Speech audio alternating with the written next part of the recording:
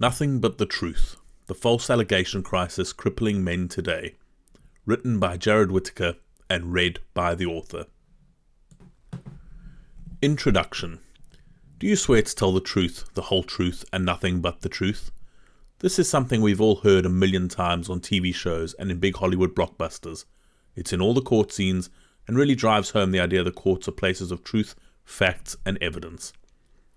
Ask anyone who's had dealings with courts on matters like divorce, financial orders for spouses, child arrangements, or similar types of hearings though, and they will all laugh. I grew up with the notion that law was fair, there was good and bad, right and wrong, and that the police and courts and judges would make sure that justice prevailed. When I went for my first hearing at a family court, I was still under that impression. I went in thinking I had nothing to fear as I had truth, facts, and evidence on my side, and that a court would only want to deal with facts. That belief was shattered very quickly though for me, when I was confronted with lies, made-up stories, and false allegations that came unaccompanied with facts or evidence. It's the same for many other people as well. Lives have undone their lives, lost them jobs, homes, friends, family members, children, freedom, and more. A false allegation doesn't even have to get as far as the police or courts to do that either, and I'll show that in this book. So that is going to be the focus of this book, false allegations. You can see from the subtitle of this book that it isn't just a topic of occasional incidents. It is a true crisis for men everywhere, and a solution needs to be found before countless more lives are ruined. It's not just lives of men being ruined either, it is lives of women who love them, support them, mothers, sisters, future romantic partners, and more. I'll say up front that in no way do I want real victims to be penalized for reporting incidents, and a solution needs to be found that enables victims to report their crimes safely, and with the knowledge that the perpetrator will be punished, but at the same time ensuring false allegations are not made, or if they are, met with severe punishments. Let's look at what we'll cover in this book. We'll start off with a bit of an overview of false allegations, where and how they arise, along with some more information around them. I then want to talk about the impact these can have and discuss the ever-increasing suicide risk that men face globally. I've interviewed multiple male victims of false allegations, a mother of a male victim falsely accused, and someone from the legal profession about the topic. Those interviews will all be in this book for you to see firsthand what kind of allegations are made and the effect that they have on someone's life. We'll then take a look at advice, tips, and guidance for what can actually be done if you or someone in your life is falsely accused of something, and what support is available for victims of false allegations. If your false allegations stem from an abusive relationship, or you're interested in learning more about domestic abuse against men and narcissism, then please read my 3-book series on those topics. The details can be found on my website. Chapter 1.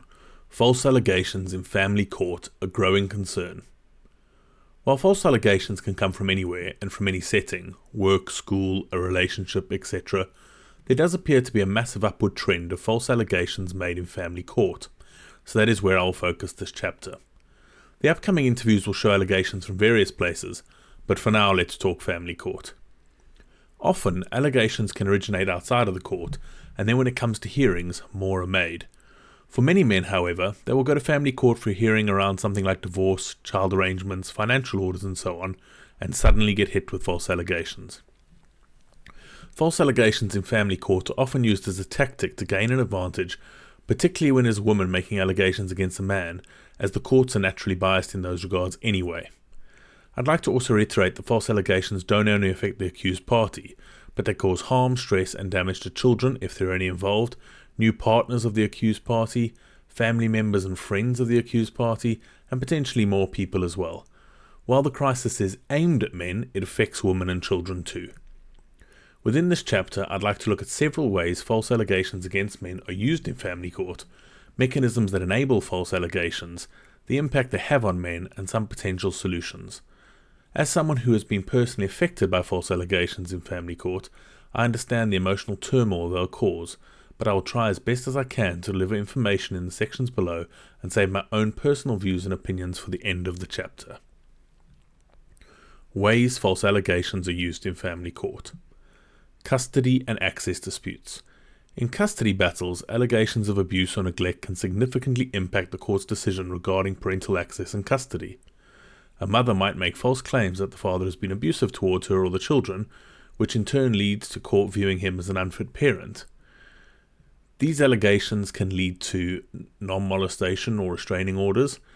Accusations can result in immediate non-molestation/restraining orders, restricting the father's access to the children and the family home. Supervised visits. Courts may order supervised visits or reduce visitation rights for the accused parent until the allegations have been fully investigated. Final custody decisions. Judges may favour the accusing parent in custody arrangements, erring on the side of caution to protect the children. Gaining financial advantage. False allegations can also be a strategy to secure better financial settlements. Claims of abuse can influence the division of assets, spousal support, and child maintenance. Courts might award higher spousal support to a parent who is perceived as a victim of abuse. Allegations can also impact the equitable division of property and assets, with judges potentially awarding a larger share to the alleged victim. Influencing social services. Accusations can trigger investigation by social services, further complicating the accused parent's situation, and leads of the court often taking precautionary measures that limit the accused parent's interactions with their children. Legal cost manipulation. Defending against false allegations can drain the accused party's resources, leaving them at a disadvantage in the legal battle. Their legal costs will skyrocket, meaning they will be highly unlikely to afford full legal representation throughout the entire case. Creating a narrative. False allegations can help create a narrative that the accusing party is the more reliable party, and in cases with children involved, the primary and more reliable caregiver, which can influence court proceedings. Courts often rely on psychological evaluations and reports from social workers. False allegations can skew these reports, making the accused appear unstable or dangerous.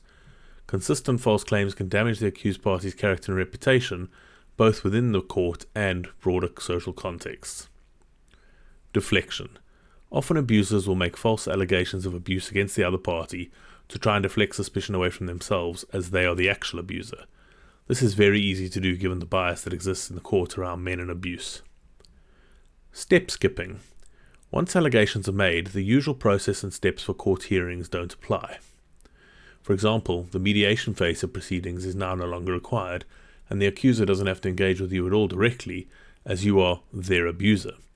Coupled with their narrative they are creating, this means the hearings are in their favour from the start. Active encouragement. Parties can often be advised to make allegations of abuse against male parties for various reasons. Firstly, to gain all of the advantages we just went through above, and secondly, to assist in acquiring legal aid. We will go through LASPO and what it means for obtaining legal aid in the interview with a legal representative. These are just a few examples, and as we go through the book and interviews, more will be shown. Mechanisms that enable false allegations. Let's go through a few factors that enable the use of false allegations in a family court setting. This isn't about why people make false accusations, but rather areas that make family court the perfect environment for false allegations to thrive. Bias and stereotypes. Societal biases and stereotypes show women as victims and men as perpetrators in cases of domestic abuse. The model that is used to train judges and officials on domestic abuse enforces these stereotypes. This bias can influence how allegations are perceived and acted upon. Lack of immediate evidence. Family court cases often rely heavily on personal testimonies and circumstantial evidence. In the absence of immediate concrete evidence, false allegations can be difficult to disprove quickly. Legal and procedural gaps. Gaps in the legal and procedural framework can sometimes allow for false allegations to go unchecked for extended periods, giving the accuser an advantage. Emotional/high-stakes environment. The emotional intensity and high stakes involved in family court cases can sometimes cloud judgment and lead to rushed decisions that favour the alleged victim. Fear of consequences. Many men fear that challenging false allegations vigorously could lead to further alienation from their children or accusations of harassment. This fear can result in men accepting unfavourable settlements or custody arrangements to avoid prolonged legal battles. Lack of consequences. As there are little to no consequences for making false allegations, as well as false allegations often being actively encouraged, they will continue to be prevalent for the advantages they provide an accuser. The impact of false allegations on men. Men who face false allegations in family court experience various detrimental effects, many of which we'll see firsthand in later interviews. Some of these are impact of parental rights. False allegations can result in restricted access to children, supervised visitations, or in extreme cases, complete loss of custody. This not only affects the accused but also the children, who may be deprived of a meaningful relationship with their father. The emotional well-being and development of children can be compromised, leading to lasting negative effects. Legal and financial strain. Defending against false allegations can be costly and time-consuming. Legal fees, coupled with potential lost income due to court appearances and the stigma of the accusations, can lead to significant financial burdens. Men often have to deplete their savings, incur debt, or face financial ruin as they navigate the legal process. Damage to reputation. Even when proven false, allegations can have lasting effects on a man's reputation. The social and professional repercussions can be long-term, affecting relationships and career opportunities. The stigma attached to being accused of serious offences like domestic or child abuse can be difficult to overcome, even with a legal exoneration. Emotional and psychological trauma. The stress of being falsely accused can lead to anxiety, depression, and a sense of helplessness. The accused often feel isolated and stigmatized, exacerbating their mental health struggles. The emotional toll can be devastating, leading to long-term psychological scars and often to physical problems as well. Potential solutions and measures. Many potential solutions have been suggested in various forms by people who understand the false allegations landscape. I'll go through some of them here. Extra training for legal professionals. Training judges, lawyers, and social workers to better recognize and evaluate the validity of allegations can help ensure fairer outcomes. Training will also be required to fight the bias and stereotypes that exist against men, where they are always seen as the perpetrators. Objective evidence requirements. Encouraging the use of objective evidence, such as medical records and third-party testimonies, can help substantiate claims and reduce the reliance on uncorroborated allegations. As it stands, family court don't really focus on any evidence and seem to work more with stories and statements rather than factual evidence, so even a move towards any evidence-based decisions would be a positive change. Support for accused parents. Providing legal and emotional support for parents accused of false allegations can help them navigate the legal system more effectively and ensure their rights are protected. There are some organisations in the UK that have taken it upon themselves to assist with this, and I'll show them in a later chapter. Penalties for false claims. Currently, there are not only no penalties for making false allegations, but they are actively rewarded as shown above in the section on the ways they are used in the family court. Introducing and actually enforcing penalties for making false allegations could act as a deterrent. These are incredibly high level, and there are far more changes needed. However, these are some of the key areas that everyone can agree should be worked on and cannot reasonably think are unfair. False allegations in family court cases have profound and far-reaching impacts on the accused, particularly men. While it is essential to protect genuine victims of abuse, it is equally important to ensure that the legal system is not exploited through false claims. Balancing these concerns requires a nuanced approach, enhanced legal safeguards, and ongoing efforts to educate and train those involved in family law. My thoughts and opinions. As someone who has been on the receiving end of horrific, malicious, and downright evil false allegations, it is a topic that I am incredibly emotionally invested in. I've covered some of the objective topics above, but I'd like to use this piece of the chapter to talk about the subjective part, the emotional impact it had on me, had on people around me, and has on men everywhere who are being falsely accused. I'm not quite sure how to put into words the way these false allegations affect you. They are devastating, emotionally, mentally, spiritually, and physically, from stress and your body's reaction to it. When I receive the court bundles that contain these lies, during the hearings where I have to listen to them, and afterwards, I am broken. The anger, mixed with despair, mixed with frustration, are so much to have to carry. The impact on people close to you is just as bad, with their anger and frustration also added to it. Something we will discuss in the next chapter is the mental state of men, and why such a high suicide rate exists amongst men, and how things like this are such obvious contributing factors. False allegations are designed to ruin lives. Yes, the accuser wants all of the benefits we listed above, but it is more than that. This level of hate and evil stems from a need to destroy you, no matter what.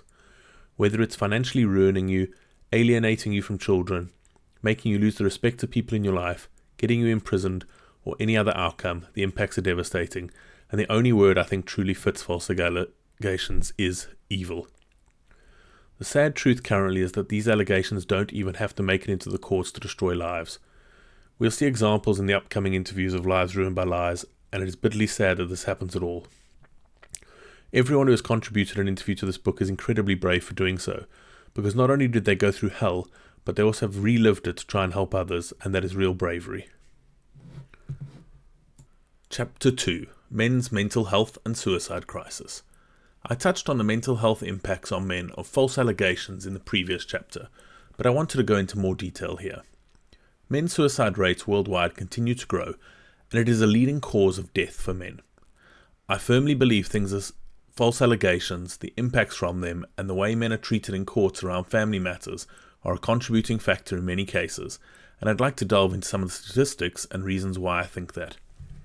I'll also say that I speak from my own personal experience as a man who came very close to suicide due to issues I was going through by being in an abusive relationship and then having to leave the family home and go through divorce, courts, etc.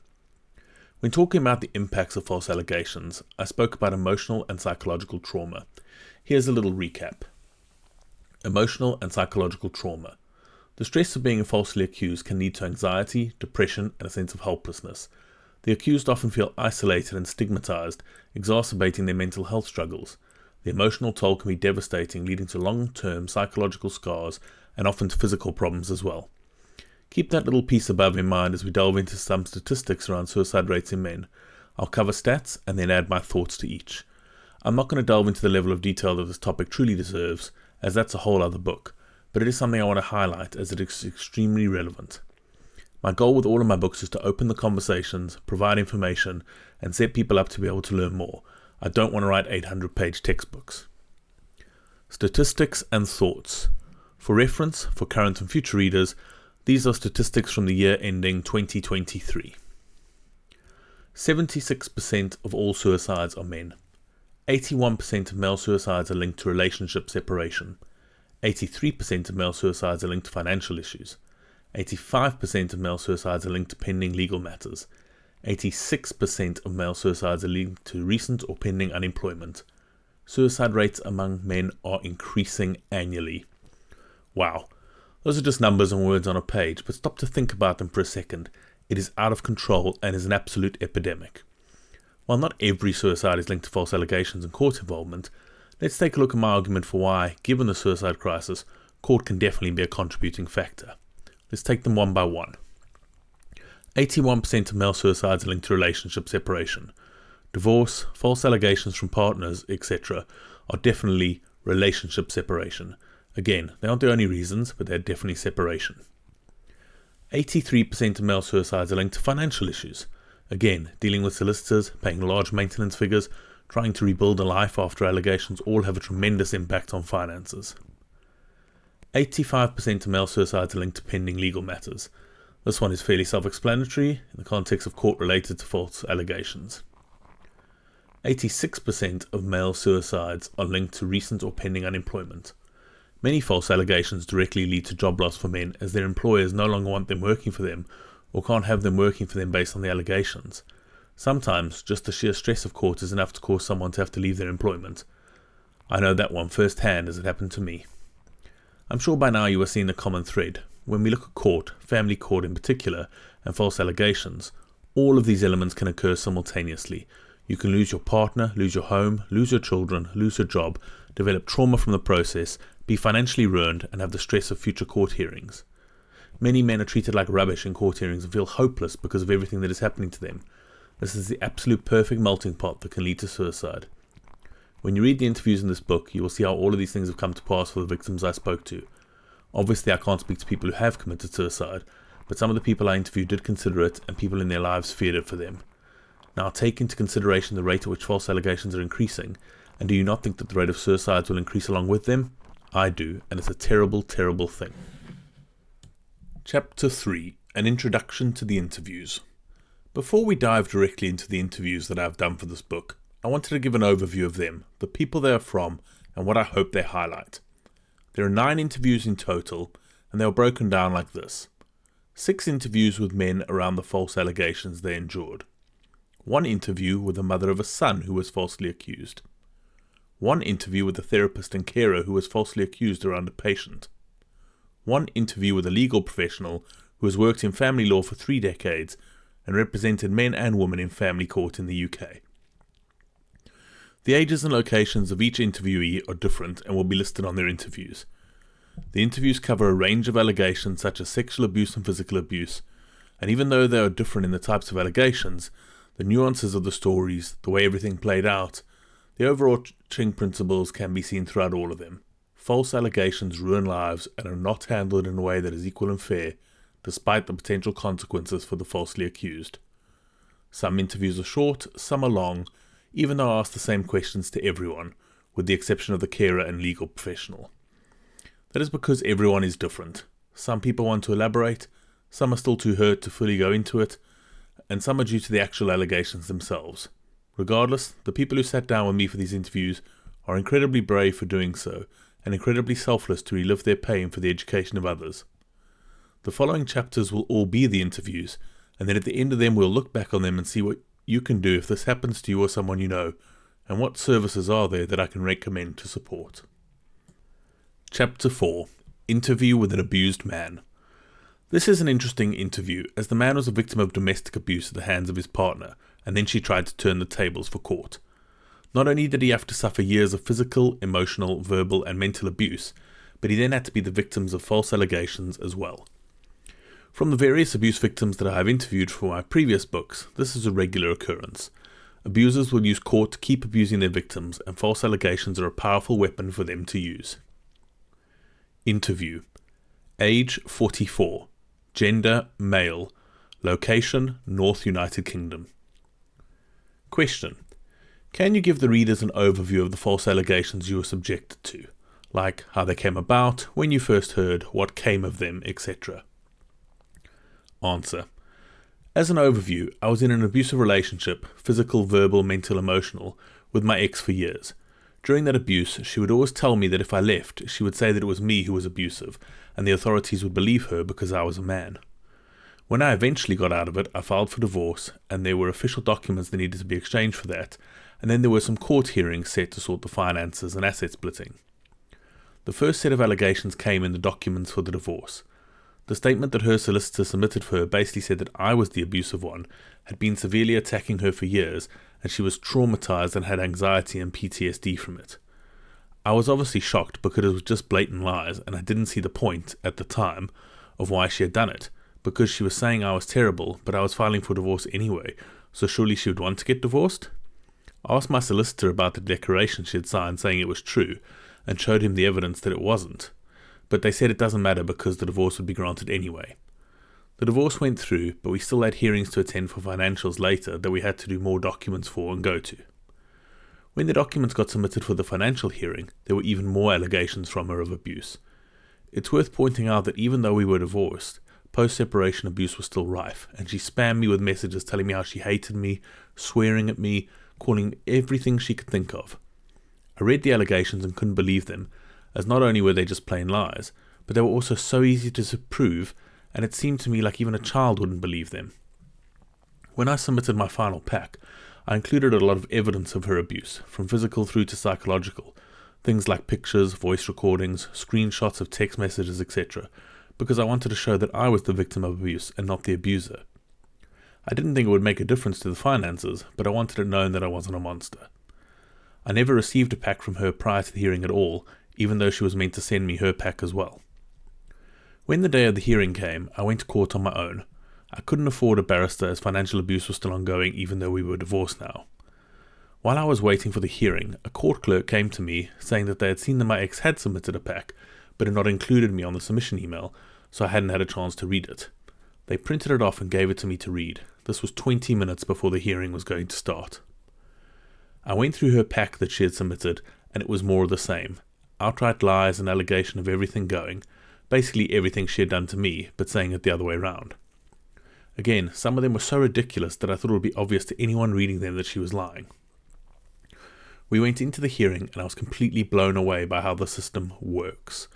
The judge obviously hadn't read any of the documents, but basically saw that we had both said abuse, so didn't want to deal with it. It was obvious from the start that he was completely against me and saw me as some scumbag abuser because of her stories, which included some made-up account of how I tried to murder her, confessed that to the police, and they didn't do anything about it. He basically set a later hearing date that he wouldn't have to deal with it himself, and awarded her a massive interim payment based on the fact that she had such trauma from being abused by me, even though it was the other way around. I kept saying to him, "Look at the evidence, it's in front of you," and his answer was, "This is not an evidentiary hearing, we'll get to that at a later date." She even asked him to set the interim payment as global maintenance so that she could claim benefits and not have them reduced, and he agreed. The amount he had set as interim payment was ridiculous, and I couldn't afford it, but he didn't care. We left the court, and I saw her with her barrister laughing and joking about it afterwards. I appealed the decision, but they set the appeal hearing for so long in the future there was no point, as the final hearing would come first. I only learnt much later about the fact that a woman can claim domestic abuse, and it means they can then qualify for legal aid and get all of the other advantages in court. Question: how were you affected emotionally or mentally by the allegations? Answer: it was soul-destroying. I was abused badly for years and years at the hands of a terrible narcissist, and then to have them use what they did to me as allegations was just horrific. It felt like a stab to the heart when I finally worked up the strength to leave and try to move on with my life. I had originally thought because they were so easy to disprove and I had all the evidence of her abuse, there would be a simple thing going to court, but when it turned out not to be, I was broken. I was so low and started to think that maybe suicide was the only route out of the nightmare my life was. Question: how was your life affected by the allegations? Did people know? Did it affect your day-to-day life? Answer: I became a recluse. I worked from home. I didn't go out unless I had to. Ordered groceries online to be delivered, and I stopped doing anything besides working and sleeping. I threw myself into work to try and keep my mind busy, because I couldn't believe what was happening. I was abused but treated like an abuser. I wasn't believed despite evidence because they wouldn't even look at it. I didn't talk to anyone about it, so no one knew what was happening. She was telling everyone who would listen that I was a monster, obviously. Question: was there a sudden large impact to your life from the allegations, i.e. made homeless, jobless, etc.? Because of the interim order that was made, I had to seriously cut back on everything in order to be able to afford it. I had to move from my house into a house share where I had a bedroom with a desk in it to work and use of a shared bathroom. I had to sell my car as I couldn't afford the repayments monthly, and I had to cancel things like Sky, Netflix, and so on. I went from being independent in a house to living in a small room with no vehicle. Practically my life changed completely after that hearing. I had such a little amount of money to spend on groceries that I ended up having beans on toast for most meals, and lost loads of weight because I couldn't afford to eat properly. Question: how were you treated by law enforcement, court, etc. around these allegations? Answer: like absolute rubbish. The judge didn't want to listen to me at all, didn't want to give me a chance to speak, and ordered something that completely changed my life for the worse. Every hearing I went to I was spoken down to and treated as if I was an abuser, despite no evidence of me protesting my innocence. I felt so discriminated against because I was being treated like that because I was the man. Question: did the person who made the false allegations about you face any consequences at all for committing perjury? Answer: absolutely nothing whatsoever. In fact, not only didn't she get punished, but got heavily rewarded. Not only did she get legal aid to cover her solicitor costs, but she got a massive interim payment that meant she was raking in the money between that and her benefits. She was earning more in a year than most people earn in 3, just from sitting at home and doing absolutely nothing. Question: what changes would you like to be made to the law, court, etc. to stop these kinds of things happening to others? Answer: hearings have to be based on evidence and not stories. Judges need to take the time to actually read submissions and not make massive life-changing decisions based on a story someone tells. There also needs to be education around male domestic abuse, because it seems the courts think that men can't be victims and only perpetrators. Legal aid should only be granted to people with evidence, otherwise it massively encourages people to make false allegations. My thoughts. As a victim of abuse myself and going through an incredibly similar experience, this interview was hard for me. People can't possibly understand how bad it is to not only be abused, but to then have it turned against you. Not only that, but as a man, you then get treated as if you cannot possibly have been abused. It is so bad and so wrong on so many levels. So much work is needed to educate police and courts on male domestic abuse, false allegations, and how these accusers and abusers are manipulating the system. Real victims are being punished because of their lack of training and awareness.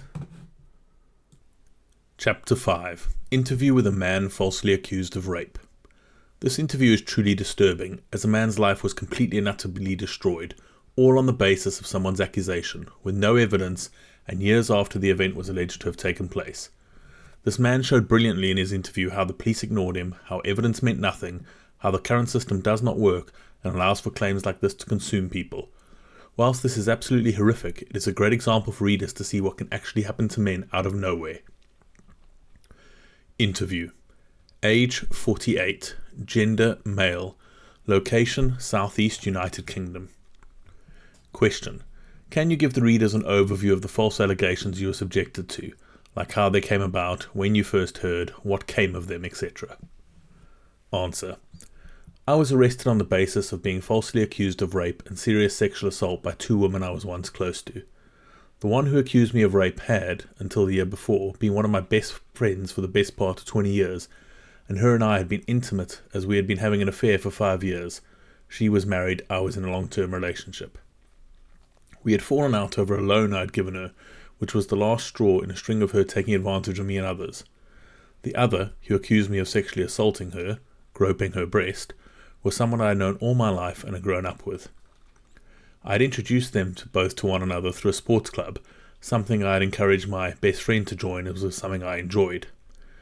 I first became aware of the allegations when the police, in full body armour, smashed into my home at around 6:40 in the morning, closely followed by a TV crew. At first I thought our cat had knocked the television off its stand, then realised that my home was being invaded, and it was only when the police officer came around the top of the landing that I realised it was a police raid. I remember thinking they had hit the wrong house, but then they asked me to confirm my name, at which point they arrested me for rape. All I recall saying in response was, "Who?" and the officer said her name.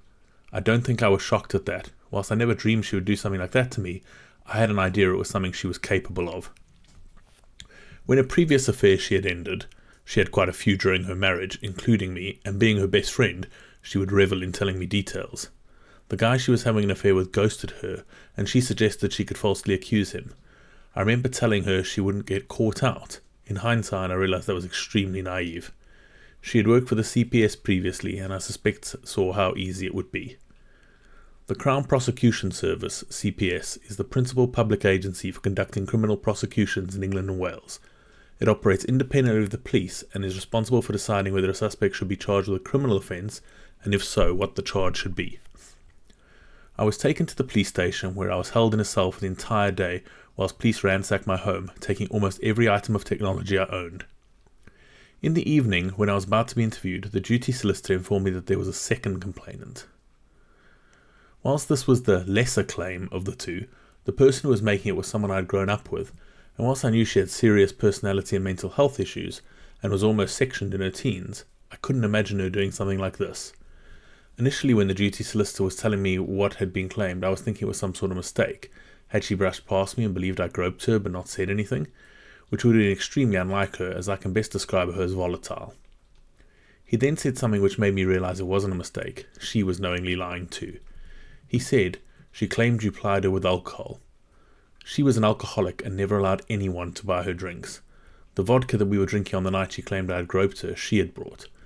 I was then arrested for the second allegation, then interviewed, right after being shocked by the second claim, which I believe was deliberate. As advised by the duty solicitor, other than confirming I understood what was being claimed and making a statement to say the claims were false, I gave no comment to all questions, whilst feeling desperate to tell them things that might have helped. But I knew then, and it's also clear in hindsight, it would not have mattered. After being interviewed, I was then released under investigation, RUI, which was a new thing at the time, as the law had been changed to prevent police keeping people on bail for extended lengths of time. It's very clear that the police's use of RUI was deliberate to circumvent the law change. I was released under investigation for over 2 years, with the case only being dropped after the new officer in charge had apparently spoken to the first complainant. She hadn't watched the video interviews, she was essentially starting from scratch. And apparently what the complainant was saying was not rape. She also said the second complaint wasn't going anywhere as she wasn't making sense. In the 2 years that I was under investigation, I had virtually zero contact from the police. I had to fire the first solicitor's firm after the first year as they refused to communicate with the police any further, as they were not getting any response from them. The only contact I had was when the original officer in charge contacted me to return some items that belonged to my partner at the time. It was at this point that I informed him exactly what device they had taken, which would contain text messages from both complainants at the times of the allegation. I keep old phones, and this phone was in my office, as I had worked out a timeline and knew exactly which phone was live at the time. I also followed this up with an email to him, with read receipt so I know it was opened. When my equipment was finally returned after 2 years after the case was dropped, I saw that the device I had identified to them hadn't been touched at all. It was still in the evidence bag it had been seized in 2 years prior. Despite her best efforts to make me take it, I insisted that the officer in charge keep the device, that my solicitors could arrange for a private forensics firm to collect it from them. I didn't want them claiming I could have tampered with it between collecting it and giving it to private forensics. I knew that the message on the device would most likely disprove the rape claim, but I didn't think it would help with the groping claim. Turns out that it's proved both. The officer was not interested. For the last 5 years, I've been working with a defence advisor and a new solicitor to try and build a case against the county police force involved. The police have refused to cooperate with my solicitor's requests, and so it went to Court and Tribunal Service, who gave the police 30 days to respond. They didn't, so I'm now waiting for a court date with the Courts and Tribunal Service in order to force the police to hand over the information that my solicitor has requested. I believe their refusal to cooperate is deliberate, and they are hoping I will simply give up. Question: how were you affected emotionally and mentally by the allegations? Answer: the first 2 days were a shock. I was arrested on the Friday morning, and it wasn't until the Sunday, when the initial panic had settled, that it really hit. The Saturday, my then partner and I had spent trying to get back online, buying phones and a laptop from Argos, and going into my workplace so I could pick up a spare work laptop and my digital keys and password store, which thankfully I had a copy of at work. Neither of us had had any sleep since the raid. The front door was still insecure as the police had done a temporary fix, so my mental health just went through the floor. This was one of the points where I was most likely to have ended my life. I couldn't see any future. I couldn't see how this could be resolved. It's clear from the police's actions, raiding my home on the basis of 2 historic claims, both being alleged to have occurred over 3 years before, that their intention was to convict me, no matter what the truth was. How do you prove the 2 false claims from years ago are false? I hadn't worked out where the text messages would be at that point. Neither of us got much sleep for the following week either, and we ended up seeing the doctor on the following Friday, both being prescribed sleeping pills and advised to self-refer to a third party for mental health support and counselling. We were also both signed off work for stress. Neither of us had been to work that week. I was eventually off for over 6 weeks, and even when I returned, I was only doing a few hours and working from home. We both contacted the mental health support organisation. She was offered counselling. I was told that they couldn't give me counselling due to the nature of the allegations, but they would get in touch with me to provide me with stress management advice. About 4 weeks later, a message was left on my voicemail. A friend was taking me out for a coffee, and almost immediately an email was sent to me to say they couldn't get in touch with me, and if I didn't respond I would be removed from their books. I was disgusted at this behaviour, especially to someone who could have been suicidal, but they didn't care. The stress management calls I did finally have from them were no help really. It was clear they just wanted to be rid of me. I remember for months after the raid every noise made me jump. My partner was also affected and had dropped something hot down herself after jumping at some sound. I dreaded the post as I'd been told I could be charged by post, so it wasn't just the sound, it was potentially what was arriving too. I still have issues with loud noises, especially if I'm asleep, and have woken up panicking on more occasions than I can count. Question: how was your life affected by the allegations? Did people know? Did it affect day-to-day life? Answer: my life as it was ended with the raid. After I was released, I confessed everything about my affair with the complainant to my then partner. While she stood by me for several months and we did remain friends for some time, this was what finally ended our relationship of nearly 22 years. That part is entirely on me. After the raid, I wasn't able to leave the house other than to visit the doctor with my partner. For the first 2 weeks I wasn't eating and I lost around 14 pounds. When I managed to get back online on the day after the raid, the first person I told was my best friend at the time and now my fiancée. She was my lifeline. I know if it wasn't for her, I wouldn't be here now. In the first few weeks she brought me cakes and biscuits in order to encourage me to eat. My partner had told her how I wasn't eating. In the months that followed, she was there for me more than anyone else. She took me out for coffees and cake and would listen to me rant and was literally a shoulder to cry on. I'd informed my boss's boss, our COO, and who I now report directly to, of the situation. This was someone I didn't think thought much of me before this happened, as we had always clashed, and I assumed she would be happy to get rid of me on the basis of what I had been accused of. But I couldn't have been more wrong, thankfully, and she has been incredibly supportive, even travelling in the early days of the investigation to talk to the solicitor with me. My boss was supporting too. He told me that he has been through something similar, and they both listened to me rant for hours. He also said that this would show me who my true friends are. He was spot on. I was quite shocked at some of the people who I've supported when they needed someone who distanced themselves. Others have been incredible. I'm still not comfortable going out unless I'm with my fiancée or people I know well. I have to travel into London for work occasionally, and now I'm really nervous when it's busy. I've had to get off the train twice before when it's been so busy that I've started to panic. Most of the interest I had before this happened ceased, so I no longer go out much.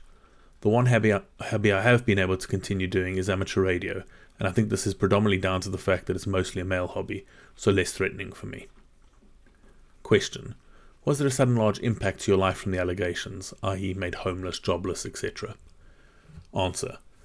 The practical impacts weren't sudden, but they were huge. As the police had taken all of my tech, which included the system I did accounting on, I was unable to manage the business I owned, and with the threat of being convicted, which I believe was very real, I was forced to shut it down. Whilst it was only a sideline to my main job, I had customers all over the world who used the service, and I had been running it for over 10 years. As my partner wanted to separate, I had planned on remortgaging and buying out her half of the house. I started talking to my bank and all my financials were fine. I earned enough to cover it without issue, but when I disclosed that I was under investigation, the lady I was speaking to had to check with her seniors. When she came back, she told me they couldn't give me a mortgage while there's an ongoing investigation. I could tell she felt terrible about it. I'd explained it as best I could to her. This was 8 months after the raid, and I know now no investigation was actually being conducted. So as a result, I had to sell, and I lost my home which I had lived in for 12 years. When the house was sold, my mental health dipped badly, as the reality of losing everything kicked in. I remember crying uncontrollably in bed one night so much that I hadn't realized my nose was bleeding and had soaked the bed with blood. My now fiancée and I were living together at this point, and thankfully she helped me through that. Question. How were you treated by law enforcement and court, etc. around these allegations? Answer. With utter contempt is the best way I can describe it. It's clear there was no justification for a dawn raid on the basis of one historical accusation from an ex-friend of rape and one historical allegation of groping a breast. Most people I've told, including the defense consultants, have said that they most likely did it for the TV crew. I was presumed guilty from the start. Even when the law was updated to compel police to update suspects who were released under investigation at least every 30 days, I still didn't receive any contact from them until they dropped the case. When I collected my equipment, I was treated as if I should be grateful the case was being dropped, even though it became apparent very quickly very little actual investigating had taken place. Of thousands of items taken in just under 200 evidence bags, only a tiny portion had been examined. Items that were in the scope of the warrant to raid my home, essentially items that could be used to take or store photographs and videos, like camera, action cams, etc., were not examined, nor were items that would most likely contain any form of communication data, for example mobile phones. They didn't look at my main computer, nor the storage attached to it. Instead, they sent only 7 items to digital forensics. 3 laptops, a work laptop, my personal laptop, and an Apple MacBook I had just purchased, 2 desktop computers, and 2 hard disks. The most galling thing of all, though, going through all of the hardware once it was returned to me, extracting all of my data and disposing of the hardware — I work in information security and I'm paranoid so I can't trust what they've done with it — was when I examined every item to see what had been accessed. The original officer in charge had opened one bag containing USB sticks, and on one stick, because he clearly didn't know how to handle digital evidence and must have plugged it straight into his computer without making it read-only, I could see from the access timestamps that he didn't look at the photos on them, but rather he instead listened to my music collection. I was told by the new officer in charge that he had left the force, and from other things she said it sounded like they were still dealing with the repercussions. She would not tell me why he had left. I would presume if he had retired they would have just said that. Question. Did the person who made the false allegations about you face any consequences at all for committing perjury? Answer. Nothing. As I explained to the new officer in charge who dropped the investigation when she told me what the complainant had told her was not rape, what I had been told I had been accused of by the juicy solicitor on the day I was arrested was a very, very clear description of an intentional violent rape. This officer in charge could not be bothered to watch the interview videos, and I'm sure she knew damn well it was a false accusation, but she had no interest in pursuing the matter, even when I was provided with the text messages by the private forensics firm my solicitor had arranged. I was ignored from that point. One of the things my partner and I thought shortly after the raid was that she must be doing it for money somehow, as we both knew what she was like. This was before we became aware of the CICA and the £20,000 plus people can claim simply for making a report to police. The Criminal Injuries Compensation Authority, CICA, is an executive agency of the UK government responsible for administering the Criminal Injuries Compensation Scheme. The scheme is designed to compensate victims of violent crime who have sustained physical or mental injuries as a result of their victimization. It is very highly likely, and she had formerly worked for the CPS too, that the complainant had made a claim, although I don't know this for sure. One indicator of that was, despite being out of work and on benefits, she managed to travel to Australia yet that year, I'm told. Question. What changes would you like to be made to the law, courts, etc. to stop these kind of things happening to others? Answer. Most of these will have been suggested before, but while the vast majority of the public are not affected by the criminal justice system, there is no compulsion by politicians to fix it. The golden thread, the concept of innocent until proven guilty, must be restored. I hadn't realised till I was thrown into all of this that the criminal justice system allowed the conviction of people based solely on the testimony of the complainant alone, because it treats one person's testimony as evidence and corroboration is not required. This could apply to any crime in theory, but sexual violence is a very emotive subject, and juries are easier to persuade to convict, which is why we see this happen so often, more than other crimes.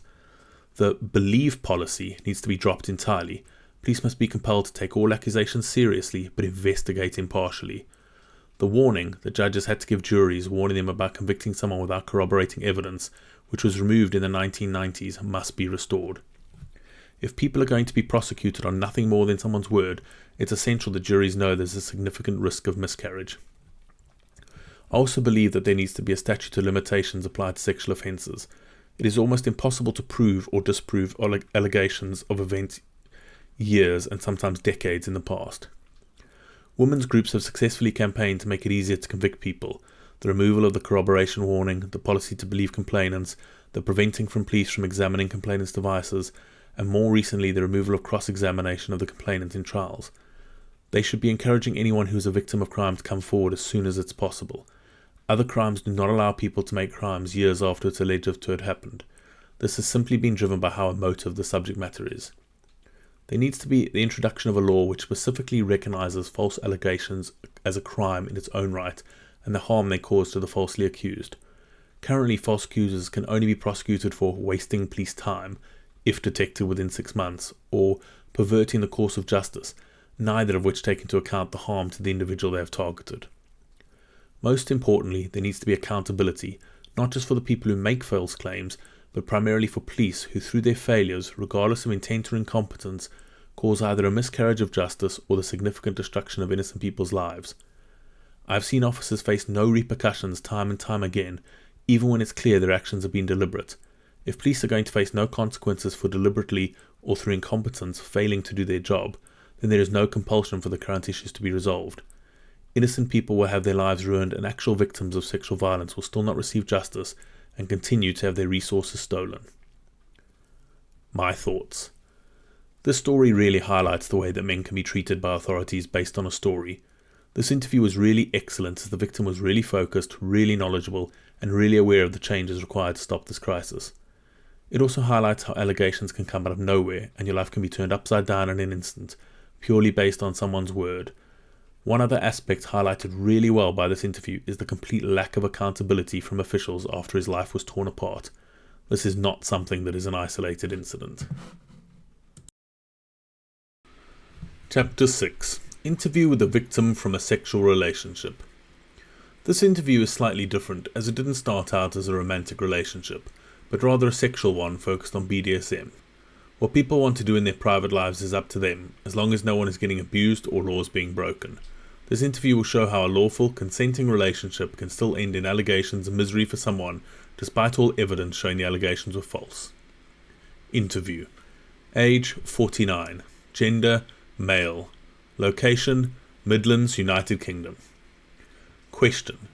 Can you give the readers an overview of the false allegations you were subjected to, like how they came about, when you first heard, what came of them, etc.? Answer. As background, I first met her when I answered an advert she had placed for a BDSM partner. In the beginning, we decided to just keep our relationship text-based, sexting basically, and we communicated for roughly 4 months before ever meeting in person. Prior to our first meeting, she provided me with a BDSM contract, which including everything like her safe word, safe signal, and so on. At our first ever meeting, we signed a copy for each other. Once we met up in person, our relationship started out as BDSM-based. Sex was only a small portion of the roleplay, but later in the relationship, she said she wanted to have a baby and asked me if I would conceive a child with her. I've always wanted to be a father, and so I agreed. She fell pregnant, but a few days later told me that she had had a miscarriage. Shortly after that, she ended the relationship with me. During our relationship, about 4 months before she asked about having a baby, law enforcement did get involved once. She asked me to come and collect her from the house that she lived in with her mother. I did, and her mother sent the police round to my house saying I had taken her against her will. Her mother never approved our relationship at all. When they came in and interviewed us both separately, they left and I thought that was the end of it. That's a bit of background, so let's talk about the allegations. I first learned of any allegations after my partner had claimed she had miscarried. She was staying at my house, a completely unplanned visit as she had ended the relationship, and had left her diary on the bedroom floor. I know I shouldn't have read any of it, but it was a good thing I did. She had written about how her mother had called the police and was trying to get her to make a complaint of rape against me. To my utter shock, I also learned that she was still pregnant with my baby and was roughly 2 months along. Family court became involved as, given that I now knew there was a baby, I had filed for parental rights. When I had the initial call with CAFCAS, Children and Family Court Advisory and Support Service, I then learned that my ex-partner had made allegations of rape and sexual abuse. She had told CAFCAS that she believed the police had been to see me about it, despite me later learning from the police disclosure that she had insisted they do not contact me, and if they did, she would not be able to trust them further. After that CAFCAS call, the family court ordered that a Scott schedule and a statement be made. Information. A Scott schedule is a document used in legal dispute resolution to organize and clarify the issues in contention. It is typically employed in arbitration, adjudication, and litigation proceedings. The Scott schedule serves as a structured format for presenting claims and responses, helping parties and adjudicators focus on specific points of disagreement. In the Scott schedule were multiple allegations, 2 of rape and 1 of sexual assault. Rape allegation 1. Despite never having mentioned this to the police when she spoke with him on 3 separate occasions, this was the earliest allegation of rape. The exhibit she produced to support this was a text message exchange from the day after that read along the lines of, her. You know last night when we had sex? Well, I didn't really want to. Me. I'm sorry, are you okay? Her. Yes, I should have said no. Me. Yes, you should have. Rape allegation 2. The only exhibit she had for this allegation was a co-authored text message that her friend, and possibly her mother had put together, abruptly ending the relationship and blocking me on WhatsApp. I was so shocked that I had sent her a text message saying, "What the fuck was all that about?" I later learnt that she had spoken to the police who were trying to build a case against me for coercive and controlling behaviour, and she ignored their advice not to contact me. She did anyway, but I told her that I didn't want to see her. On this allegation, the police noted her inconsistency, as in one interview she stated she was on her front and in the next she was on her back. She also then claimed to have been asleep, even though she then described seeing me get up and get ready for work. I was also able to show that my Amazon Alexa alarm had sounded 3 times at 30-minute intervals at the time she claimed to have been asleep. She also stated to the police that she didn't think it was rape because she didn't say no or anything. She then asked the police not to contact me because it would feed my victim complex. Sexual assault. My ex did a VRI, video recorded interview, with the police and very briefly described a sexual assault. She neglected to mention to them in the interview about the BDSM contract that we had both signed for each other. I showed them the signed copy, which differed to hers when they checked it.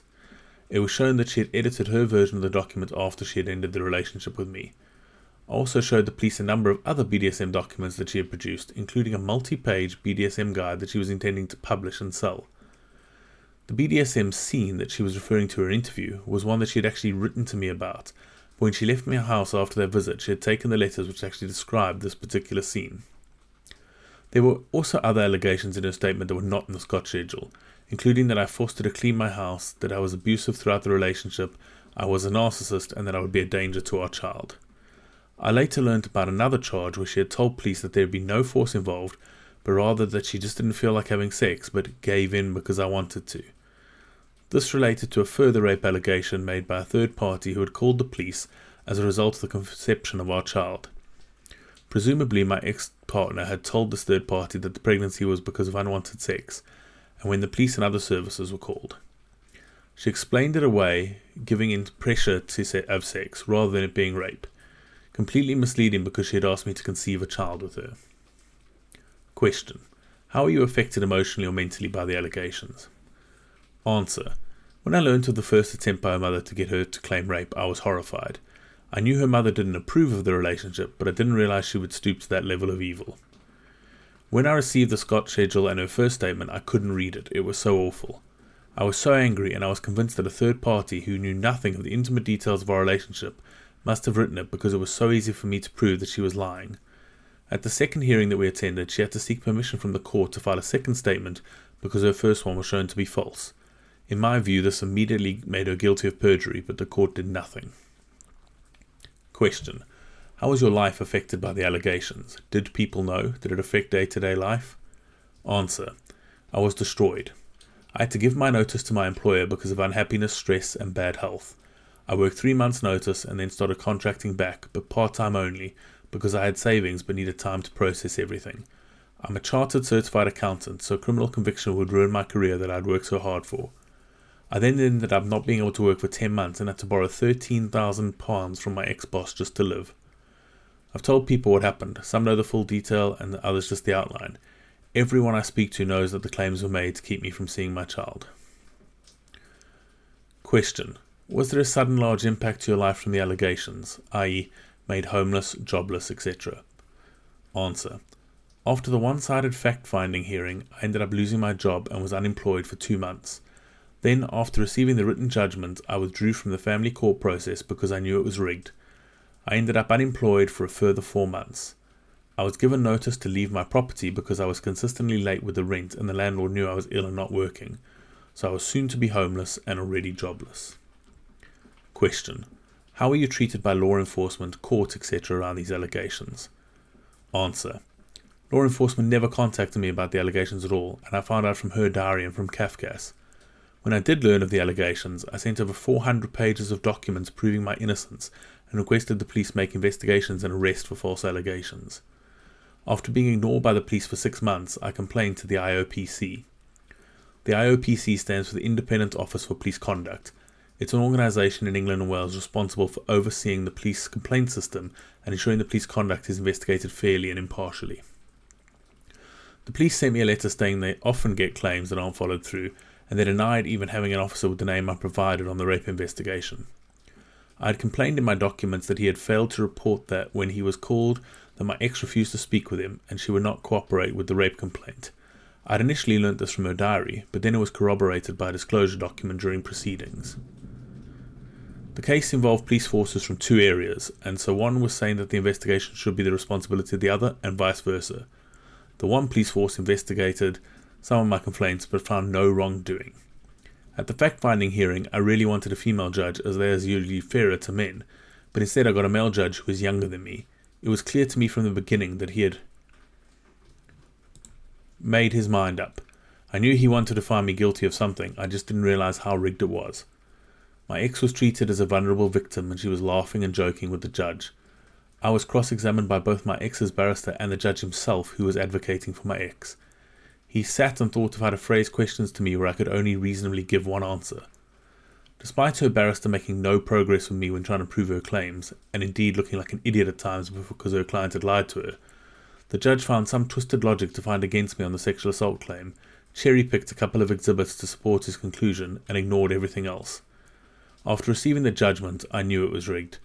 I put my own position statement in, called the judge dishonest and corrupt, and pointed out all of the evidence that he had ignored, including unequivocal evidence that she had falsified pages from her diary after having been ordered to exhibit 4 months' worth of diary entries.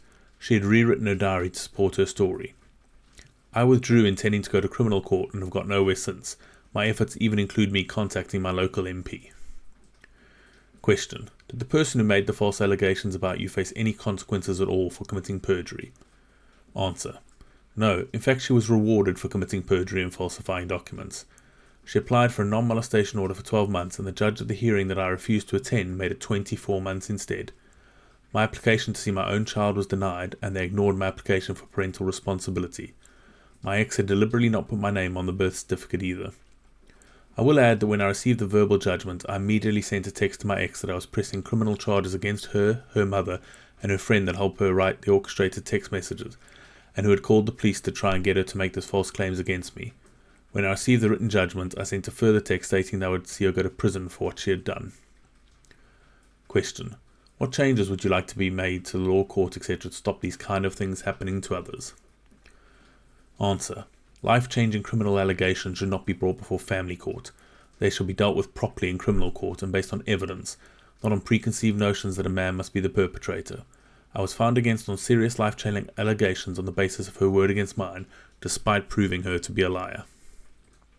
My thoughts. Again, we see that the accused pays a massive price, but the false accuser gets rewarded. We'll see that throughout the interviews, and it just highlights the broken nature of the system and how false allegations have been weaponized against men. People seem to think that judges are above questioning and always act in the highest moral way, but from my experience and the experiences of men like this, it shows that judges often come into hearings with predetermined ideas of guilt and act on them. Chapter 7. Interview with the mother of a falsely accused son. This interview is different, as this is not with the man that was a victim of false allegations, but rather with the mother of a son who was falsely accused. It is incredibly important for everyone to realize that it is not just a man that is being accused. It can be someone's son, brother, father, uncle, etc. Men are always seen as separate in the press and media, but they are not. False allegations affect families, and here you can read firsthand from a mother who faced this with her son. Interview. Age 50 to 55. Gender female. Location of incident South Africa. Question. Can you give the readers an overview of the false allegations your son was subjected to, like how they came about, when he and you first heard, what came of them, etc.? Answer. My son was 15 years old when this happened. We had only been in the country for 3 years, so his friendships were new, but he had worked hard to make friends. This happened in 2020 during COVID, so my son was doing homeschooling and online lessons. They had just started to meet at a building for classes for a few months before it all happened. There were only a few students his age, and most of them were girls. Most of their hanging out happened on Instagram groups and on online gaming. My son was never academic, and he struggled in mainstream school. The few friends he did have from before were from sports club and life-saving club. There was a girl that we will call P, who he had been friends with from the beginning, and she came to our home regularly. It was complicated as my son and his best friend liked the same girl. This is important to know for later. One day she came to our house like she usually did. I was working, but in the house the whole time. When she left, she hugged me like she always did. 2 days later, I was in bed. It was very late, and my son came into my room. I could immediately sense his fear that something had happened. I asked him what was wrong, and he told me that P had just accused him of sexual assault on Instagram. Before I continue, you need to understand something. With the work I do, I was totally aware of false accusations. Before my son was even interested in girls, I would brief him and close family teens about consent, and how it is vital to get consent before touching anyone. He knew all of this well. He told me that on the day she'd been over, they had started kissing, and he touched her breasts outside her clothing. They stopped for a while, and then carried on kissing and touching. No touching under the clothing, yet she was accusing him of sexual assault. She had decided 2 days after the event that she was not comfortable with what had happened. She said she froze, which is why she never said stop. But they had stopped and then started again a bit later, so I didn't understand how she could have done something she didn't want to do twice, in our house, with me there. So she accused my son of sexual assault in their friends group that they had on Instagram. It immediately went viral, so by the time he came into my room that night, all his friends had turned against him, including his best friend. His best friend was furious that he had touched P because he also liked her, and she had told him that she hadn't wanted to do anything with my son. 1 or 2 of his friends did ask him what happened, and he told them, but they believed her story over his. I made him go through everything, step by step, what was said, what she did, what he did, and could clearly see that she had fabricated this allegation, but at that time I didn't know why. I wanted to approach the girl and her mother, but my son begged me not to. My son was excluded from any social gathering after that, and they removed him from all Instagram groups and blocked him on all of his online gaming and social media. A month later he turned 16. We had held parties for friends of his who turned 16 before him. Now on his 16th birthday he had no friends, no party, and had been accused of something terrible. His best friend and P started seeing each other all the time after that. I took my family away for a weekend to change the heavy atmosphere in the home, as it felt like someone had died. He was totally and utterly devastated and broken. We all were as a family. The police were not brought into this, and in some ways I wish I had gone to them, but it's South Africa and I wasn't sure it would be a good idea as their reputation is not great. 3 months after the allegation, I went out to the usual social function we had gone to regularly, my son of course now stuck in his room refusing to leave. I came across a group of his friends which included his best friend Anne P. They came over and gave me a hug like always, as if nothing was wrong, and asked me how I was. P didn't outwardly seem to be affected by her sexual assault, surrounded by friends that were once my sons, having a great time. She asked me how I was. From somewhere, I guess I had nothing more to lose, I told her that my son was in a very bad place. She asked me why. I realized then that she had no idea of the impact of her accusation, and that made me stronger. I was shaking as I addressed her in front of her friends. I said, P, I think we need to arrange a meeting with your mother. You and my son need to discuss the accusation you made against him. Her eyes got bigger and she immediately responded, Oh, everything's okay now, it was no big deal, in front of the group.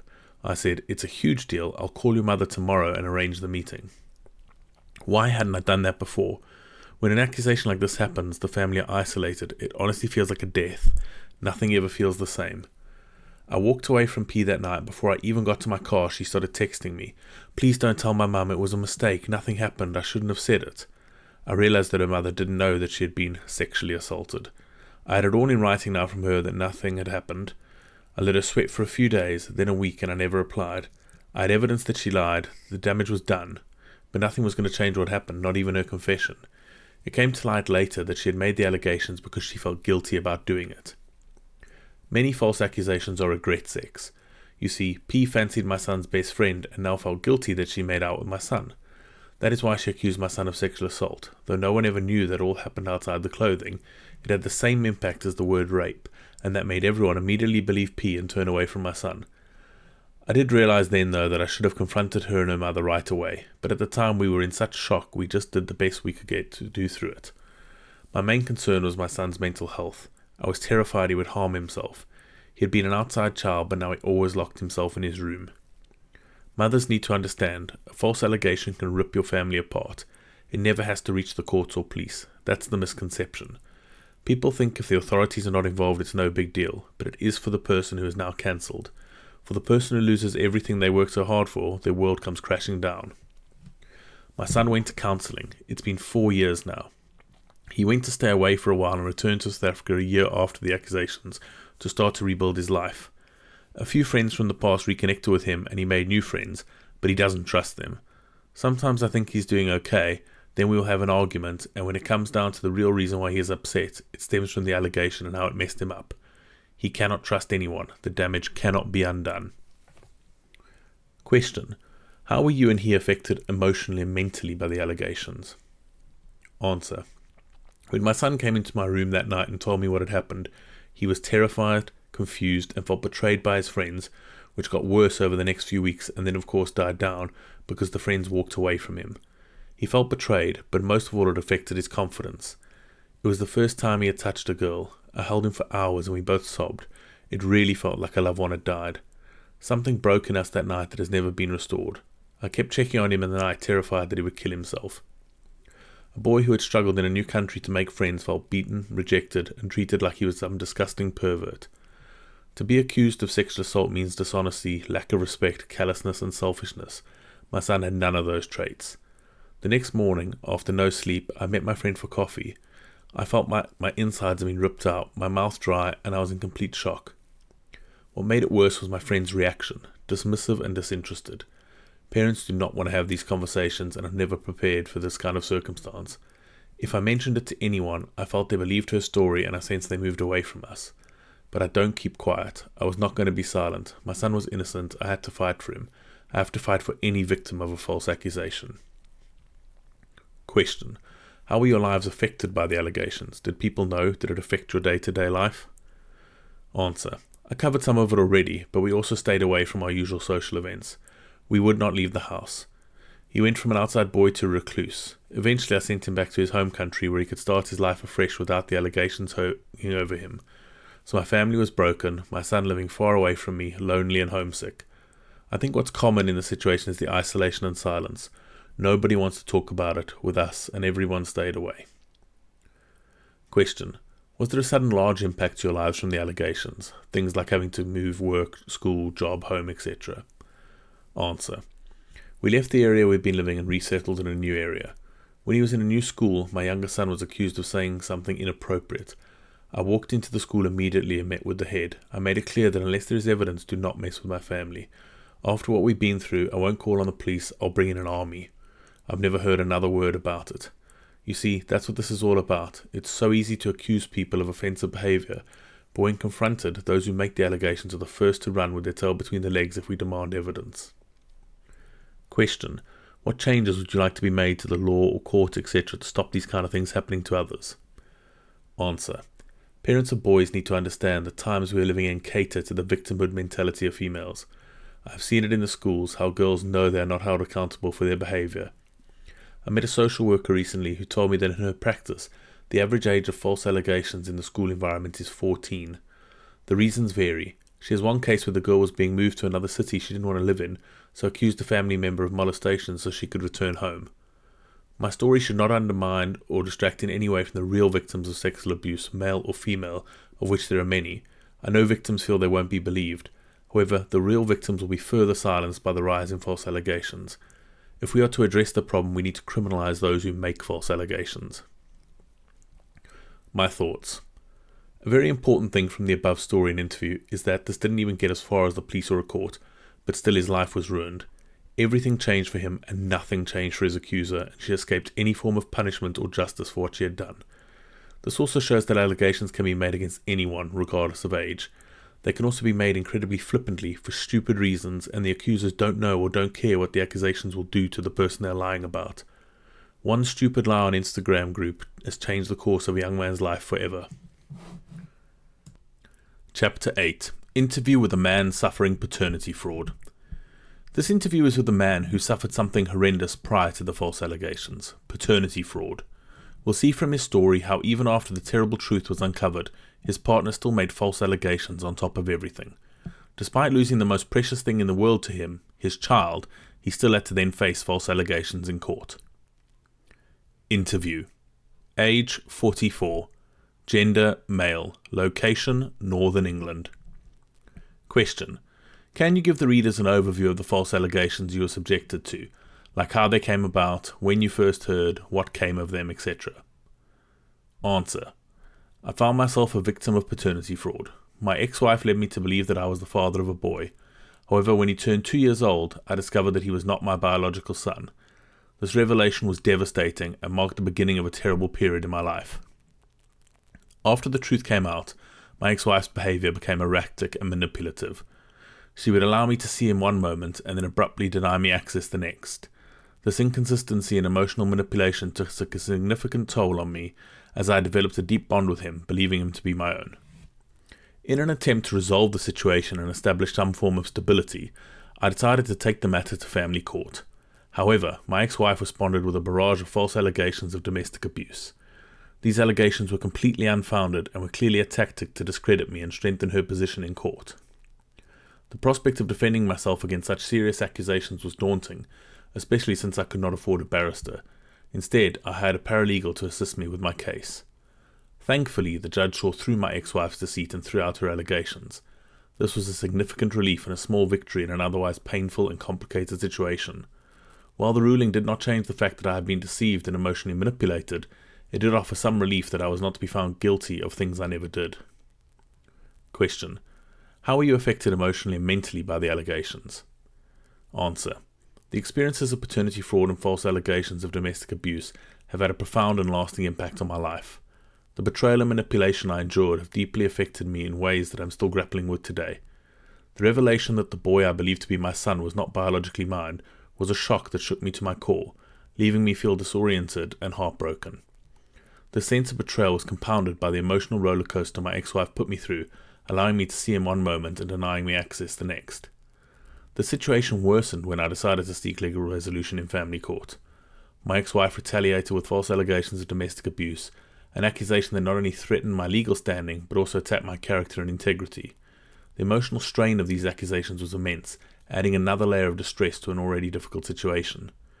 These experiences have left me with a serious mistrust of people. The deceit and manipulation I faced have made it difficult for me to place my trust in others, fearing that I might be betrayed or falsely accused again. The emotional scars from these events are deep, and I am continually working to heal and move forward. However, the impact on my ability to trust is a constant reminder of the betrayal I experienced.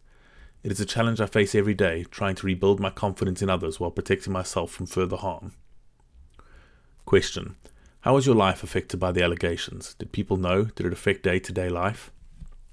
Answer.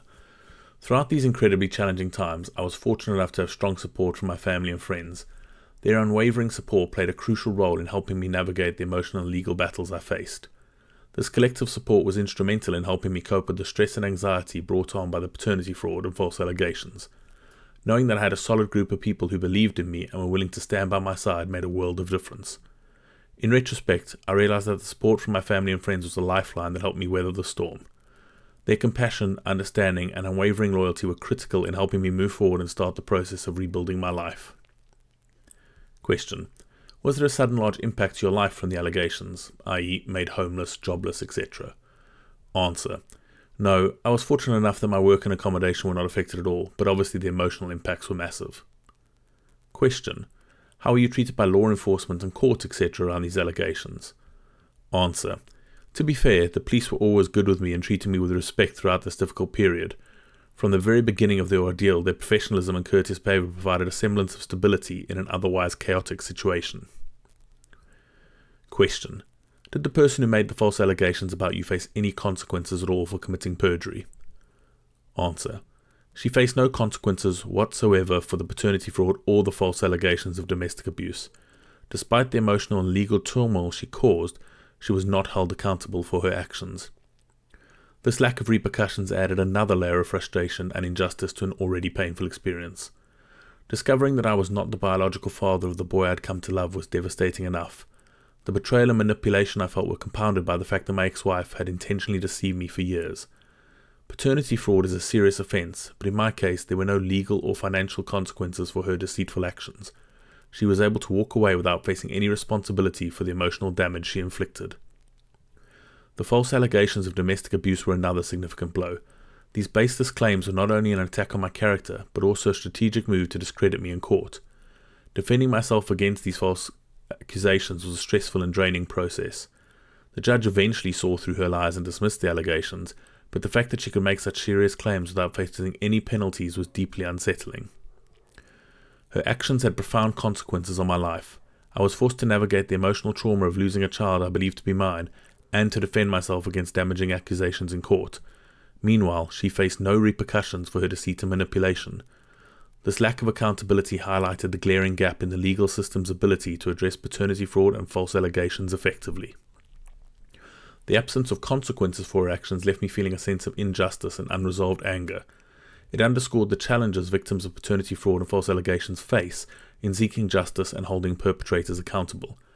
While I am grateful for the support I receive from my family, friends, and the respectful treatment by the police, the fact that she escaped unscathed remains a painful and unresolved aspect of my ordeal. Question. What changes would you like to be made to the law, court, etc. to stop these kind of happening to others?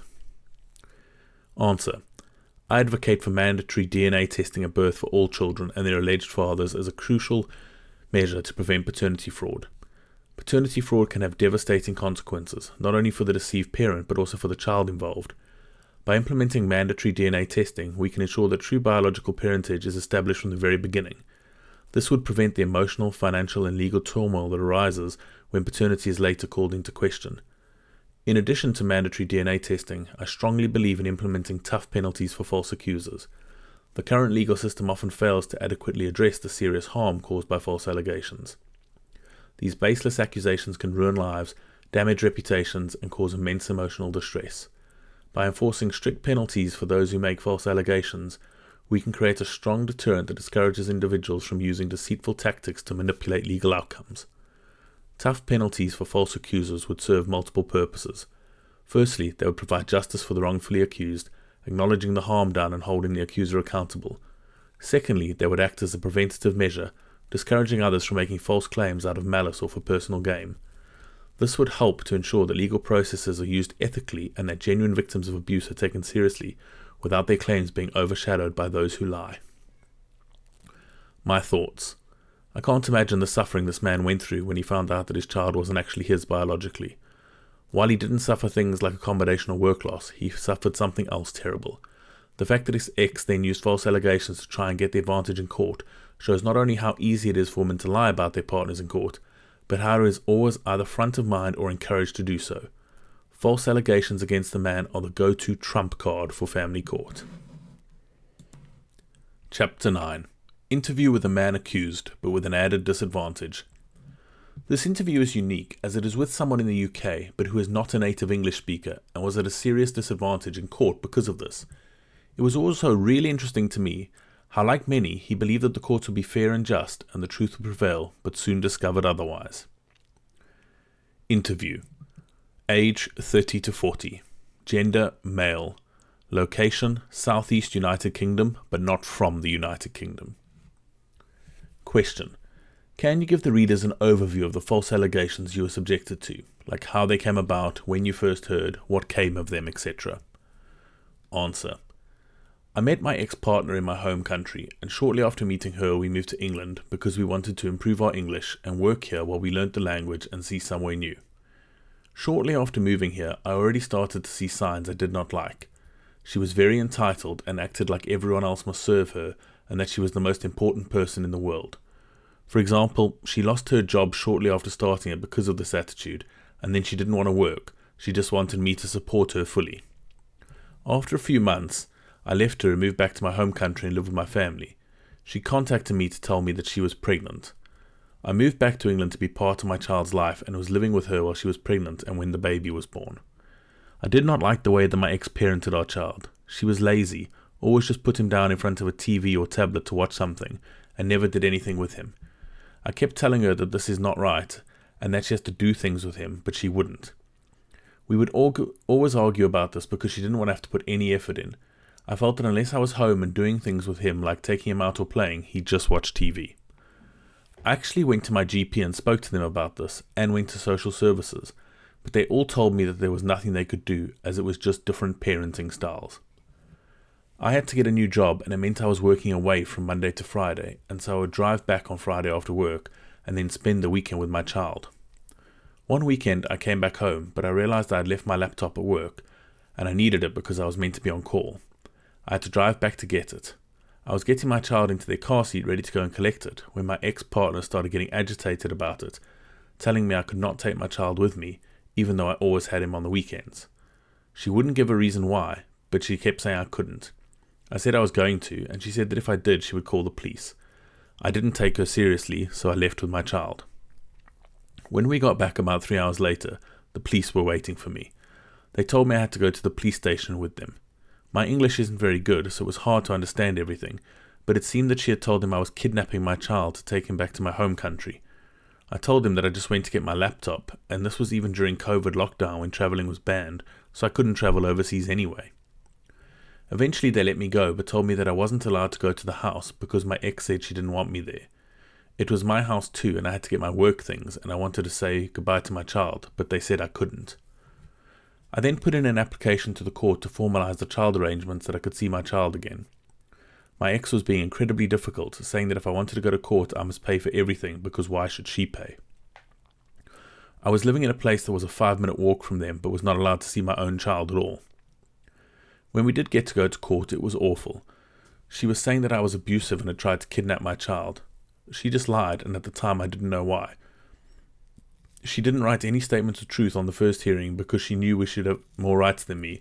She just said to the judge that my child didn't love me and he wanted to stay with her. She had been provided with a translator for court, but I wasn't given any assistance, and so it was very hard as I couldn't speak English well enough to defend myself. The judge spoke to me like I was an abuser, and they did nothing to try and explain things, give me assistance, or even let me talk when she was allowed to say whatever she wanted about me. I'd been told by a previous solicitor I'd spoken to that the judge would follow a process that would be in the best interest of the child, but he just left my ex to say whatever she wanted and allowed her to use my child as a pawn against me. After the first hearing, I had to save up so that I could afford to take a barrister with me as I wasn't able to effectively communicate because of the language barrier. I didn't understand at the time that you needed a solicitor and a barrister separately. It seemed she was getting all of the help and I was getting none. Because no court order was made at the first hearing, she cut off almost all of my contact with my child.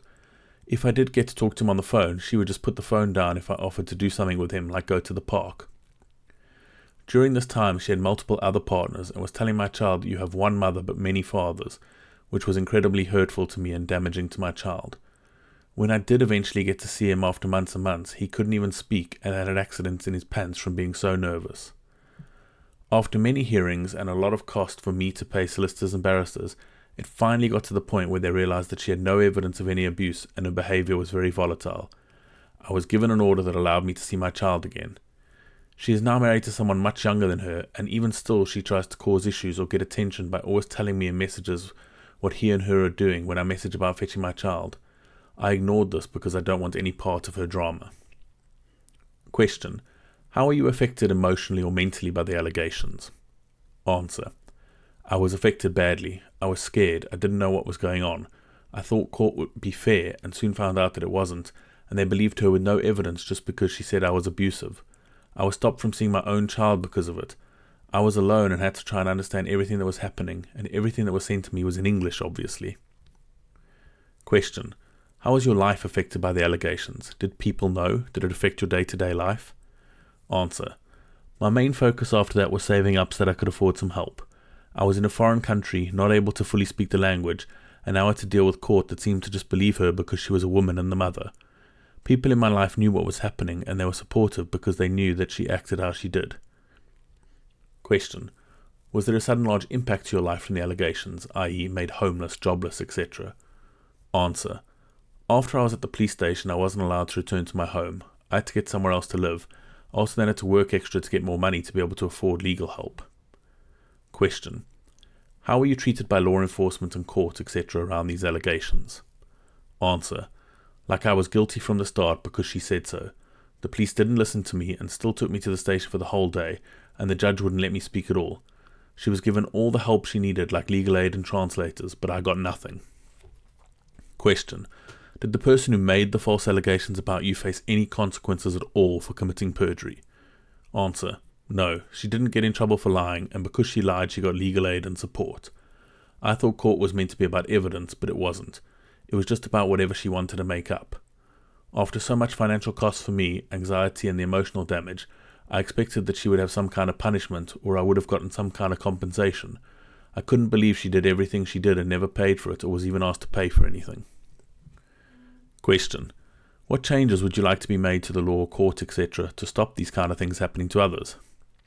Answer: it needs to be fair. Everyone should get assistance if they need it for things like language problems, and it should be based on evidence, not just based on whatever the woman or mother says. It was completely unfair from the start, and I had to work really hard and pay lots of money just to be able to see my own child. I've never been involved in anything with court before, here or in my own country. It seems men must pay, be strong, and defend themselves from false allegations. Women can lie even when there is evidence against them, and they are not charged or punished. I think if we are all equal, then the court should be more aware and fairer, and bear in mind when there is genuine evidence, not just believe someone's lies. I never want to go back to court to deal with any kind of problem. I feel now that they are useless and worry about how they think and deal with different cases. My thoughts. I obviously am not under the illusion anymore the court is fair and just, but for this one, I couldn't believe that would provide one party with a translator and not the other, when both speak the same language and both need the assistance. That level of blatant and in-your-face inequality is ludicrous. False allegations immediately mean it is not a level playing field when going into court, but to make even more uneven for someone completely goes against the idea of justice and fairness. Chapter 10. Interview with a therapist and a carer. This is a different type of story, as it's not a relationship that led to false allegations, but rather allegations made by authorities incorrectly, investigated poorly, and acted upon disastrously. I wanted to include this after interviewing the man involved in this, as it shows the lengths that even the so-called protectors will go to when it comes to believing a man is abusive. I also wanted to highlight how the people we trust to make massive life-affecting decisions around us, our children, people in our care, and so on, have very little understanding of the things they make decisions on, and much less training and common sense than they should have. Interview. Age: now retired carer. Gender: male. Location: United Kingdom. Question: can you give the readers an overview of the false allegations you are subjected to, like how they came about, when you first heard, what came of them, etc.? Answer: I'll need to give a lot of background first, as this story also involved two of our residents for whom we cared. In the 1980s, my wife and I opened a home for men that needed help, such as those with broken marriages, abuse victims, learning difficulties, or other problems that they had. From 1990 onwards, the main focus of my wife and I had been caring 24/7 to up to 3 adult residents in our own home who were learning disabled, often had autism and could be challenging to work and live with. When it was possible, we sought to develop strong relationships with their immediate families. At the time the false allegations and subsequent nightmare came about, we had 2 such residents in our care. For this interview I will call them G and D. G had lived with us for roughly 20 years, was very autistic and had a learning disability. D had a mild learning disability, was bullied badly when younger, and in his 20s had developed a severe alcohol dependency. When the local social service department were asking us to consider having D join our home, their consultant psychiatrist told them and his parents that they knew of no other placement that could save D's life, and we were the last chance saloon. His alcohol dependency had damaged so many of his internal organs that he needed medication to help digest any food, even a packet of crisps. At D's request, we devised a care plan with his father, his consultant psychiatrist, and D. We knew that given his severe state of alcohol dependency, lapses would definitely happen, but the devised care plan allowed him to make steady progress. At the time of the false allegation, he had been living with us successfully for 8 years. When lapses did occur, he would disappear into town. We would ring the local police and report him missing, and they would find him and bring him home. The police would always sit with us and D while he started the long process of sobering up. We would offer them a cup of tea while we gave D coffee and toast. They witnessed multiple times him saying things like, "I'm such a pain in the arse, aren't I? Why do you still bother to care for me?" D asked me to record some of these conversations so that when some days, weeks later, and sober, he could listen back to them and hear what kind of state he had been in. Each lapse put D's mental ability to process and physical health back considerably, and his recovery would take several weeks. During that time, we continued to provide that safe and supportive environment, liaising with his GP, dietitian, etc., as well as providing loads of encouragement and listening. Both social services and the placing authority knew of these lapses, D's subsequent apologies, desire to get back to being alcohol-free, and the additional support required by us. This continued to be a productive way forward and was going well until his consultant retired and then his father passed away. He was grief-stricken and went into town and got horribly drunk. Unfortunately, this time he wasn't found by the police but by social services and became embroiled in their system. Apparently, he said to them, "I'm afraid to go home." At that point, I immediately became an abuser in their eyes. The fact he had said something similar about his own father many times before coming to live with us, which had been discounted and proved to be fantasy by the police, counted for nothing. In his intoxicated state, and as time went on, his story became larger and larger to anyone who would listen, which was completely typical and in keeping with his condition. It's at this point in time one would hope common sense would be used. Needless to say, this didn't happen, which, coupled with D's consultant having retired and that his father had died, meant D now had no meaningful independent advocate and would be putty in social services' hands. Remember, we had been successfully sidelined due to D's false allegations of abuse made while still drunk. So, without his father and consultant, his story and its ramifications ran rampant in the hands of social services without anyone holding them to account. But still, as his carers, we pleaded for 12 days for a psychologist or psychiatrist appointment for him, but none was forthcoming. Social services and the placement authority removed D from our care for what they claimed would be a short time. However, in that brief placement, they also carried out a review of D's care plan, but crucially did not involve us, his full-time carers for 8 years, nor his family. The care package we'd put in place was disregarded, and it was decided D would not return to our/his home. They subsequently reduced our 24/7 specialist care to just 23 hours per week from people who, it would appear, were unable to cope and had neither the relationship nor the expertise. Sadly, when he realized that he would not be returning to our care and was not getting better, D eventually committed suicide. Meanwhile, the authorities' attention turned to me and our resident G, and a safeguarding investigation was started. We agree that they should have taken D's accusations seriously, but the way they went about investigating them was horrendous. When the wild allegations of a drunk seemed to be unquestionably believed and acted upon, thereby damaging the lives of so many innocent people, the procedures proved to be consistently abusive. During the next 6 weeks, our resident G was abusively questioned, initially by 3 women in his bedroom, his most private of spaces. Even his own parents in 20 years had not entered that room, and my wife would always ask permission to go in there for the purpose of cleaning. G asked for his father, who had come to collect him for their birthday celebration and was downstairs at the time of the first visit, to be present. This request was denied. It would have more likely upset their abusive agenda. At all future meetings, G was denied an advocate and had his bedroom inspected.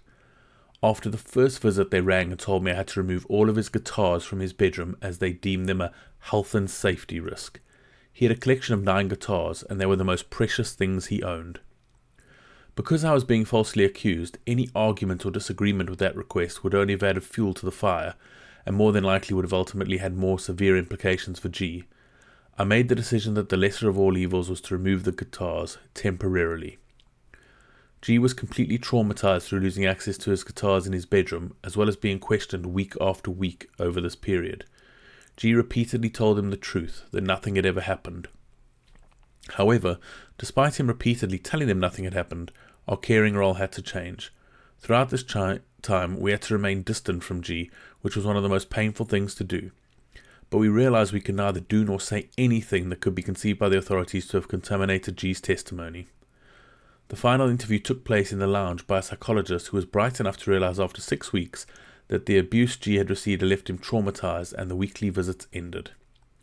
I was not believed, G was not believed. The authority carrying out this flawed investigation didn't even have a meaningful conversation with the families. So for us, the trauma continued. For the following 2 years, we stayed awake at night as G would scream out due to these traumatic experiences and would self-harm. We would knock on his bedroom door and offer a cup of tea to help calm him down. In the morning, there would be scars on his face where he'd be self-harming. Despite bringing this reaction to health, social services, and the placing authority, no one provided any appropriate intervention for G, nor practical help for us. We were ignored, but the greater trauma was watching someone you care for also being ignored by others who could have offered help. This was very painful. We raised complaints, both with social services and the placing authority, that eventually went to the LGO, Local Government Ombudsman. These involved hours of time, loads of paperwork, and was focused primarily on the way our clients had been abused. D, by not receiving appropriate psychological intervention and by being believed for a comment made when drunk, and G, not being believed at all. The silencing of ourselves and the fact no account was taken of our track record for over 20 years in care also fed into the complaints. 2 years later, we were at a carers meeting where the visiting speaker was the chair of the safeguarding board. They heard our story, and I always remember their reaction as, "I am horrified." They subsequently did their own investigation, meeting with us several times. This resulted in the rewriting of the safeguarding guidelines, where we were able to contribute realistic content and were listened to at every point. These guidelines were not published until they were reviewed by us, when we were able to tweak the final document. 2.5 years after the initial event, I was finally cleared of the allegation of abuse that had never taken place in the first instance. Those 2.5 years had cost us thousands and thousands of pounds, but what will live with us is the trauma, both for ourselves, our resident, together with the one who committed suicide, all at the hands of an organisation that ultimately did not provide care for the carers of our residents, who were also the organisation's vulnerable clients. We received compensation of £250 for 2.5 years' loss of earnings and the stress caused. However, the false allegations, because they weren't treated with common sense and a sense of proportion, led to long-term implications for both residents G and D, their families and us. One resident, D, committed suicide, and G was left traumatized and unable to speak about the abuse he had received.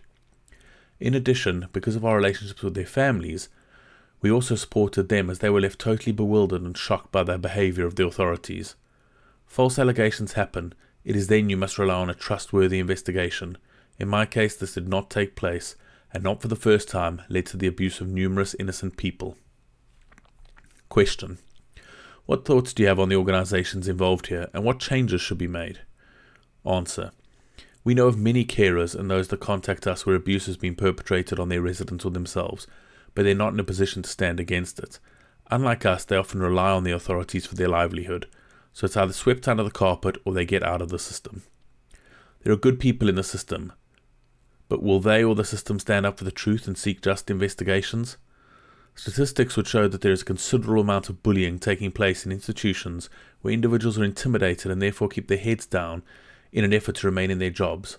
My work as a therapist and other colleagues' work would also concur with this. Question: who within the system is responsible for such fiascos? Answer: They should be named as with the post office scandal. These kind of cover-ups have to stop. I've spent many hours discussing with friends, colleagues and other professionals how such a travesty of justice, of believing and acting on false allegations, and the consequential abuse of innocent vulnerable clients, including their families, could be allowed to happen. The ludicrous so-called investigation procedure demonstrated by the local authority is virtually unbelievable to us as professionals. Therapists and social services are both often dealing with very vulnerable people. But with social services, where is the accountability that will prevent these types of mistakes happening to many sectors, but in particular to those vulnerable people who do not have a voice? Who is responsible for this abusive behavior by the system? The managers, senior managers, area managers, directors, CEOs? It seemed impossible to find anybody that is accountable. They closed ranks. It's a closed shop, and collusion will take place to protect their wrongdoing. Question. So how have you been able to move forward? Answer. For me it involves words and actions like sharing my story, helping others, forgiveness, standing for truth and justice. But little did I expect that lightning could strike twice when 8 years later, false allegations and ironically health and safety risks, abuse, lack of common sense and corrupt investigations were again to literally land on our back doorstep. But that's a whole other story, perhaps for a follow-up interview and book. My thoughts.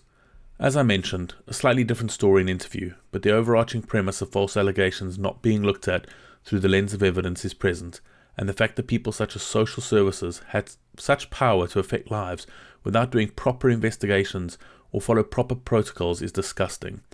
For some reason, there is this overarching belief that a man must be abusive. With many false allegations, children are removed from parents, lives are ruined, and impacts immense, yet it doesn't change. Chapter 11. Interview with a man falsely accused, but didn't even know what for. This interview was with a man who was accused of something, but not told what it was, even when sent a date for a court hearing. It shows very much how men are just assumed to be a guilty party based on someone's word, and even when that person is shown to be lying, it doesn't stop. Luckily, this is a rare case where the man actually got custody of his child despite everything. Interview. Age 37. Gender male. Location Lancashire, United Kingdom. Question. Can you give the readers an overview of the false allegations you were subjected to, like how they came about, when you first heard, what came of them, etc.? Answer. My ex and I lived together with 4 children in a small 3-bed house. Then we had a baby together. A few years later, I took in my other 2 children from my previous relationship, as they were not safe in their mother's care. We were overcrowded as the number of children in the house grew, but we couldn't move to a bigger property. After months of begging for help, she told me I needed to declare myself homeless to get extra support and accommodation. I did as she asked. I took my 2 children from the previous relationship, one autistic, and our baby, autistic and has a neuromuscular condition, and my partner was supportive and encouragement of this arrangement. Our relationship was as close to perfect as it could get. We had no problem, and in 6 years we maybe had one argument and a few disagreements, but nothing major. When I went into homeless housing, we had a room with an ensuite between the 4 of us, me and the 3 children. It was enough room for 2 bunk beds. My partner abandoned us there and she wasn't supportive in any way. Our relationship broke down. That's when we would argue. Nothing abusive from her or from me, just general arguing. She then started saying, "Carry on, I can start something, but I won't be able to stop it once I've started." I never took the threat seriously though. One day I had a process server phone me telling me I needed to go back to my accommodation and he would be waiting to give me something. I was given a blank, packed envelope and he quickly ran back to his car and was gone before I could open it. No words exchanged. I received a blank application form, no statement, no writing at all, just a few boxes ticked. I had absolutely no idea what it was about. I reached out to someone in family law, but I was told that they couldn't advise me due to not knowing what to advise me on. I reached out to the courts to no avail either. I got an invitation to a hearing that was virtual as it was still during COVID. I attended over Zoom and the judge treated me like shit. Although my ex had a solicitor, she was allowed to shout over me. I wasn't given any chance to obtain legal advice and I wasn't allowed to represent myself either. The judge had already decided I was guilty, but when I told him I don't even know what allegations had been made, I was sent the statement and told I had 15 minutes to read it and then rejoin the call. I was forced to decide whether to accept the non-molestation order. As it turned out, that's what the hearing was about because she had accused me of abuse. or contest it and have a fact-finding hearing. I was told, well, you can't prove you're innocent, they can't prove you're guilty, just accept the order. This was really terrible advice. I was told to return my son to his mother's care and the court would resume in 4 days to discuss temporary child arrangements during proceedings. No judge attended that hearing and no reason was given. The next hearing was set for months and months later. My partner ended up giving my baby back to me 8 days later. We then agreed he would be with me 4 out of 7 days a week. The next hearing eventually came and the non-molestation order was dropped. The court order came through and they awarded me custody for 5 out of 7 days. Since then, she has sent people to my house to attack her own son's mobility car. She has sent kids into my other son's high school to beat him up, all the while telling everyone who will listen how I'm the abuser. She had made threats of going back to family court. Again, I didn't take her threats seriously. Even though social services have the full evidence to exonerate me of the accusations of abuse, the current social worker doesn't feel it's relevant as the non-molestation order was dropped. Question: how were you affected emotionally and mentally by the allegations? Answer: I shut myself and my kids in. I closed us off to the world. For 2 years I struggled to be out of my house. I never allow myself to be on own with people anymore. I always feel like I have to have a witness, just in case more false accusations get made. I have cameras everywhere, living room, kitchen, even the car. I'm scared to be intimate because while being an abuser is bad enough, there are worse allegations that could be made.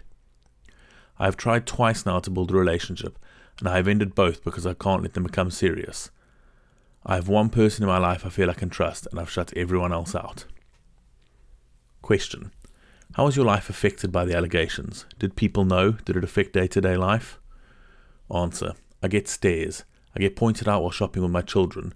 I don't feel safe taking my kids out in my community because all I am, all I'll ever be to everyone she lied to, is the abuser that was controlling and coercive. I've had school staff write reports saying they've risk assessed me and I'm not safe, and lying in the reports, only using my ex's account of everything. She convinced social workers that I'm a risk even though she provided no evidence. Within a week of obtaining the non-molestation order originally, she told social services that there actually hadn't been any domestic violence, but even so, they still treat me like I'm an abuser. Question: was there a sudden large impact to your life from the allegations, i.e. made homeless, jobless, etc.? Answer: I'm a full-time carer to my children, but the social impact of it took its toll. Social interaction with such a sheltered life was massively important for my mental health, but she had destroyed that for me. I am now a social pariah and my mental health suffers because of it. Question: how are you treated by law enforcement, court, etc. around these allegations? Answer: throughout everything, all of the court staff has treated me as if I'm guilty. When I pointed out to them that I accepted the non-molestation order on the premise of no guilt, following the terrible advice, they slightly lighten up, but still seem to view me as an abuser. Question: did the person who made the false allegations about you face any consequences at all for committing perjury? Answer: absolutely none. She is still obtaining legal aid, still shouting stories about me to anyone who will listen with no accountability. In meetings, she has even said that my brother raped her sister. This was investigated and proven to be false, but nothing has happened to her, or even said to her about it. Question: what changes would you like to be made to the law, court, etc. to stop these kind of things happening to others? Answer: we need a system that doesn't just blindly deem the person with a penis to be the guilty party. We need a system that allows everyone the right to know what they're being accused of before they're being judged. We need a system that understands that in many cases, men are the main parent in the family and the most suitable to look after the children. Most of all, we need real equality. My thoughts. It's obviously astounding that someone can be made to go to court without even being told what they're going for. The only thing I can say for that is you do get instances, often, where the judge sitting in the hearing doesn't know what the hearing is for either. That doesn't excuse it, but it just shows the shambles the system is in. Chapter 12. Interview with a solicitor.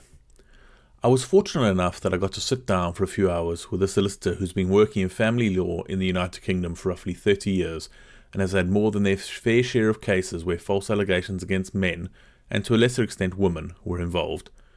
As well as talking to actual victims, I thought it was useful to get a viewpoint from someone who works in the legal side of things, to see their thoughts on the system, examples they may have of cases they've worked on, and any potential advice. This won't follow the same question and answer format as the other interviews, but will be more of a recount of our conversation. Again, for obvious reasons, their details will remain anonymous. I'll try and break it down into sections just to make it easier to group our discussion points that we had. We'll look at general principles, examples from cases, and other important information. General principles. The first things we discussed were general principles. They cover how the system works and their thoughts and opinions on it. In the 1960s and 1970s, the system was unfair to women in family court, and a figurative example they gave was that when a woman was getting divorced, they would have to walk up and down the court to see if they were likely to get a new husband. We can all agree that this was ridiculous and completely unfair, but from that point onwards, the system in their view has overcorrected. In their words, the system is now broken and works on the principle that women are angelic. They are the mothers of our children, so could not possibly be at fault. The thought is, why would they lie, when in fact we know that universally all humans will lie to improve their position? The system does not treat everyone fairly, the logic is often overlooked, and the evidence is often scant and invariably favours the woman, not logic in those circumstances. It is a feminist system. They explain to me how women are treated as and seen as women, but men are not seen as or treated as men, but rather as broken women. Men and women are not looked as different, even though they have vastly different attitudes, behaviours, beliefs, and so on. A great example they gave me was around breast cancer screening versus prostate cancer screening in the UK. An initiative was launched in the UK to try and get more women to undergo breast cancer screening, and to do this, a large medical truck was parked in the big supermarket car parks, and women could go in and have their screening done before or after their shopping trip. It was a great success and led to many more women being screened, and so a similar initiative was launched for men, where they put prostate cancer screening trucks in car parks. It was not a success. They did not account for less men going into the supermarkets, or the fact that men are more likely to ignore medical issues or not feel as comfortable going for a screening. Again, in his words, they treated men as broken women and not as men. They explained how the legal system when it comes to child custody matters and injunctions is based on the Duluth model. The Duluth model is a program developed to address domestic violence by focusing on the power and control dynamics within abusive relationships. Originating in Duluth, Minnesota in the 1980s, the model is primarily used in batterer intervention programs and emphasizes the need to understand and change the behavior of abusers. While the Duluth model is widely used, it has faced criticism for its one-size-fits-all approach and its focus on gender-based power dynamics, which some argue oversimplifies the complexities of domestic violence. Critics suggest that it may not adequately address cases where women are the primary aggressors or where same-sex relationships are involved. Their opinion, and the opinion of most, if not all, campaigners and advocates that I speak to, is that this model is not fit for purpose. It assumes that the male is always the perpetrator of domestic violence and the male is the instigator.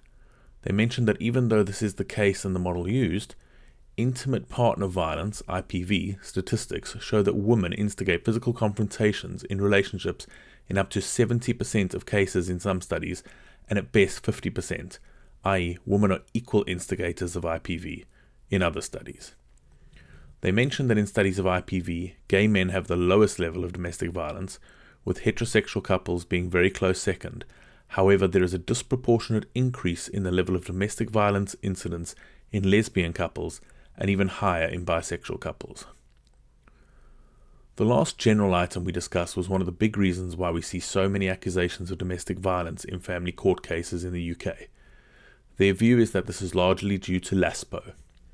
LASPO, or the Legal Aid, Sentencing and Punishment of Offenders Act 2012, is a piece of legislation in the United Kingdom that brought significant changes to the justice system. The Act covers three primary areas: legal aid, sentencing, and the punishment of offenders. LASPO significantly reduced the type of cases eligible for legal aid, particularly in civil matters. Areas affected included family law, except cases involving domestic violence or child protection. They said that there are many cases where women's support organizations, solicitors for female clients, and other support services are fully aware that female clients need to allege domestic violence so that they can check the box that allows them to receive legal aid. Not only do they then qualify for legal aid, meaning their legal fees will most likely be far lower than their male counterparts, but they immediately begin the case on the front foot because of the way the model and system work. This is not the first person to raise this with me in interviews, and I'm sure it won't be the last either. Examples from cases. Throughout the course of our discussion, they gave me multiple anonymous examples of cases they've worked on, and some snippets that were relevant from others. I'll include some here as they're interesting to see from a legal perspective. Example 1. A client of theirs was called by their partner, who he had told a few days before that he was ending the relationship, to say that she was drunk and could he fetch her to take her home to the house. While driving her home, he told her again that he was done and leaving her, and that he would get her home safe, but that was it. She was ranting and raving, and so he actually started recording on his phone, filming from the dashboard. She started hitting herself hard in the left side of her face, telling him she was going to fuck up his life. When the police then wanted to arrest him due to the allegations of abuse, he told them he had full evidence of what she had done and explained that he wouldn't have been able to reach the left side of her face while driving anyway. The police told him that the evidence will be reviewed in due course. When she was interviewed again days later, she changed her story to say he had hit her on the right side of the face. However, she had already shown the police the left side. Example 2. A woman wanted to take her children out of the country on holiday, and the father of the children, they were separated, said no, because the country she wanted to take them to was not safe. She made up allegations of domestic violence against him to extract him temporarily from the children's lives so that she could go on holiday. Example 3. They had a client who was trying to get custody of his child, as he did not feel that they were being looked after by the mother. They proved the mother was an alcoholic, but still the courts wouldn't take custody away from her. They then proved there was cocaine use going on in the house with the mother and her new boyfriend, but still nothing. It was only when the new boyfriend broke the mother's nose in front of the child that the court finally granted custody to the father. For the father to finally get that custody, even though all of these things had gone on, cost him a very, very substantial sum of money running into tens of thousands of pounds. Example 4. A woman had made nearly 40 allegations against one of their clients. They went to court on numerous occasions, and she had legal aid on the basis of these allegations, and their client did not, so was paying for everything. They were dealing with the top 10 allegations first, and they proved that they were not true. The judge on the case stated himself that the allegations were not true and said, "This woman is an actor, and it is shocking that she still has public funding through legal aid." They then wrote to the legal aid agency stating what the judge had said and that the allegations had been proved to be false and that her funding should be rescinded. Despite this, she still showed up to every hearing after that and still received legal aid. They eventually won the case, but it cost eye-watering sums of money. Even though the judge had ruled that the allegations were false and that she was lying, they would not hold her in contempt or charge her with perjury. They also mentioned that it is so rare for them to win custody of a child for a father that when it happens, them and other solicitor friends will phone each other to share the news and share the tactics of the case, as they are such rare occurrences worthy of a celebration. Even rarer still would be to win costs against a woman who just disregards court orders and does as she pleases. This was so rare that this would be shared as a rare success. In 30 years of family law, it happened only 5 or 6 times, even when the woman had behaved terribly. Other important information. This section is going to cover other things we discussed and bits of information or their opinions that are relevant to this topic. I asked them about the people getting punished for making false accusations, and have they ever seen it. They said that they have never seen a woman punished by the court for lying or making false allegations, and in 30 years of practice they have never been able to get a woman sent to prison for breaching an order or reversed a custody order for breaches by a woman. We spoke about how they work with their male clients and what they instruct them on. They said that they give lessons to clients on how to speak in court, what to say, the language to use because of the feminist viewpoints, and how courts, social services, CAFCAS, etc. will punish men for saying the wrong thing. The example he gave me here was a client who had his visitation time with his child reduced for questioning the social worker. They said that the analogy they use with male clients is that of a pole. A man starts at the bottom and a woman at the top. The pole is greased, but for a man to win they have to get to the top. The man only has a fair fight if he can get to the top of the pole. He's still not guaranteed to win. The woman, on the other hand, the woman only has to stay at the top of the pole. They may make mistakes, but they only wobble. They still remain firmly on top. Only when she makes a huge mistake does she fall down the pole. Something they told me about is what they call ramping. Ramping in domestic violence type cases, they say, is when a woman increases allegations incrementally. To get legal aid, it starts off with them saying that the man coercively controlled them and maybe slapped them once or twice. By the time of the next hearing or interviews, because the allegations did not work in her favour, those allegations then ramp up to become that he beat her, but she didn't want to speak up, and now the bruises are faded, so can't be proved. If that does not get them the outcome they seek, from there the pattern usually continues to them saying that he raped her, and if that does not achieve their objectives, they go nuclear and will go so far as to say that the man was sexually abusive to their children. They say this is a prevalent, and despite the fact that it is obviously a tactic, as why wouldn't these things be raised earlier, it is taken as truth just based on their word until proven otherwise. Below are a few points they gave me that I wanted to include. Regardless of what is evident when the police arrive at a property for a call of domestic violence, the majority of the time the man will be removed from the property. This very much aligns with my own personal experiences. In certain geographies or courts, it can be so much worse for men than others, as those areas are incredibly conservative and will automatically assume the man is at fault and that a woman can do no wrong. They said that there are many unfair biases and stereotypes within the courts. Men are seen as terrible and abusive, Asian men are considered to be sexually abusive, and black men are considered to be violent, and so on. They said that to them and other solicitors that practice family law and represent men in these type of cases, the case is considered a win when they can prove innocence and the man only has to spend between £7,000 and £10,000 to do so. To end this chapter, I'll summarise what I heard and the message that came across. The system is broken for men, the model is not fit for purpose, and men have to overcome it. When even a win means financial ruination, it is obvious that change is needed. This won't come as any surprise to anyone who has dealt with family courts, or any men that have had false allegations against them, but regardless, it is somewhat, if only a little, comforting to know that even the decent people in the legal profession see the broken nature of it. It is also incredibly distressing to realise that the not decent people can exploit it by encouraging false allegations. Chapter 13. The Interviews Reviewed. We have come to the end of the interviews, and I hope you can see from all of them that there are similarities throughout them that we can look at here. The accuser was always believed.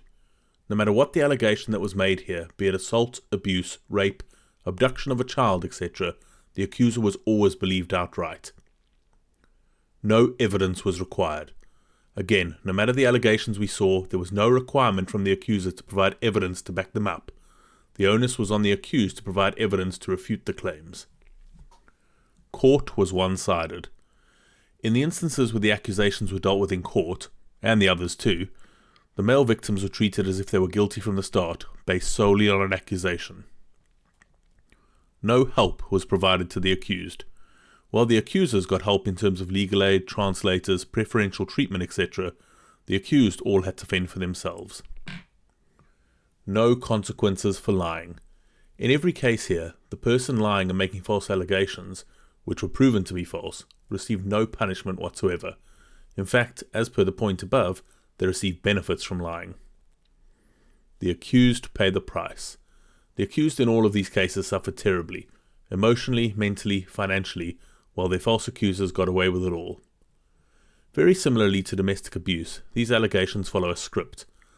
They are all almost a copy and paste of each other in terms of how they come about, the words that are used, and the approaches taken by solicitors and support organisations assisting the accusers. If I had interviewed one person and put their story in this book, it would be very easy to put it down to being an anomaly and an outlier, but I included multiple interviews to show that this happens every day. Not only have I interviewed all of the people in this book, but countless others who aren't ready to share their stories yet. In every case, the story is the same of how they were treated, how no evidence was needed, and how easy it was for their accuser.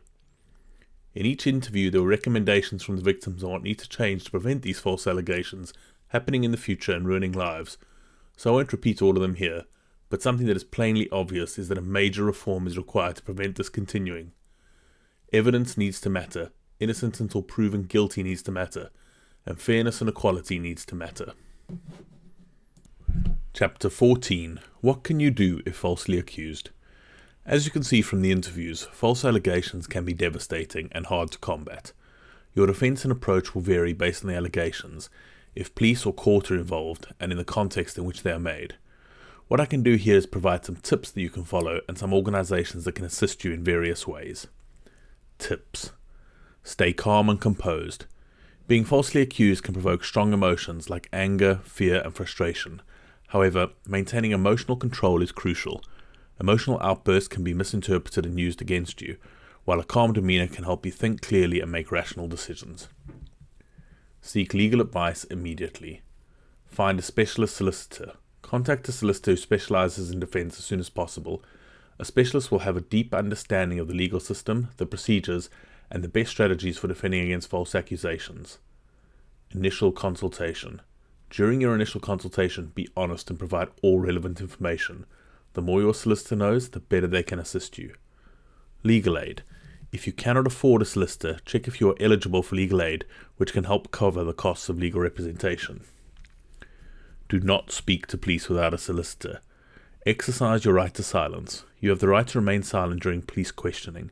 Politely inform the police that you will not speak without your solicitor present. Caution statement. Be aware that anything you say can be used as evidence in court. Wait for your solicitor to guide you through any interactions with law enforcement. Gather evidence. Alibi proof. If you have an alibi, gather evidence to support it. This can include witnesses who can confirm your whereabouts, receipts, CCTV footage, or any other documentation. Document everything. Keep meticulous records of everything related to the accusation. Write down your recollection of events as soon as possible, including dates, times, and locations. Witness statements. If others were present who can testify to your innocence, collect their statements. Ensure these witnesses are reliable and willing to speak on your behalf. Maintain a record of events. Detailed notes. Keep detailed notes of all your interactions and developments related to your case. This includes conversations with your solicitor, any interactions with the police, and any correspondence received. Chronological order. Organize your records in chronological order to make it easier to reference specific events or interactions when needed. Avoid contact with the accuser. No direct contact. Do not attempt to contact the person who has accused you. Any communication could be misconstrued or used against you in court. Indirect contact. If you must communicate, do so through your solicitor. They can handle any necessary communications professionally and appropriately. Follow legal procedures. Attend hearings. Ensure you attend all court hearings and comply with any bail conditions if applicable. Missing a court day can lead to further legal complications and potentially result in a warrant for your arrest. Court orders. Adhere to any court orders or instructions given by your solicitor. Inform your employer and close contacts. Discretion. Depending on the nature of the accusation and your circumstances, you might need to inform your employer, especially if it impacts your work or requires time off for legal proceedings. Support network. Inform close family and friends who can offer emotional support. Be selective about whom you tell to avoid unnecessary gossip or misunderstanding. Protect your online presence. Social media caution. Be very cautious about what you post on social media. Avoid discussing the case or anything related to it online. Even seemingly innocent posts can be taken out of context. Privacy settings. Review and tighten your privacy settings on all social media platforms to limit access to your personal information. Consider psychological support. Counseling services. Being falsely accused can take a toll on your mental health. Consider seeking support from a counselor or psychologist to help you manage stress, anxiety, or any emotional distress. Support groups. Look for support groups or communities that understand your situation. Sharing your experiences with others in similar situations can provide comfort and advice. Organizations. Falsely Accused Network. Phone number 0204 538 8788. Website www.falselyaccusednetwork.co.uk. About. The Falsely Accused Network is the sole helpline in the UK dedicated to aiding individuals unjustly accused of domestic abuse, victims of paternity fraud, or those experiencing emotional bullying and violence. Unseen Victims. Website www.unseenvictims.org.uk. About. Unseen Victims CIC are dedicated to supporting the countless thousands of individuals who will find themselves supporting a loved one on a journey through the criminal justice system every year. False Allegation Support Organisation, FASO. Website www.false-allegations.org.uk. About: offer support and advice to anyone affected by false accusations. They provide practical advice, emotional support, and guidance through the legal process. Rock Haven Counselling. Website www.counsellingrock.co.uk.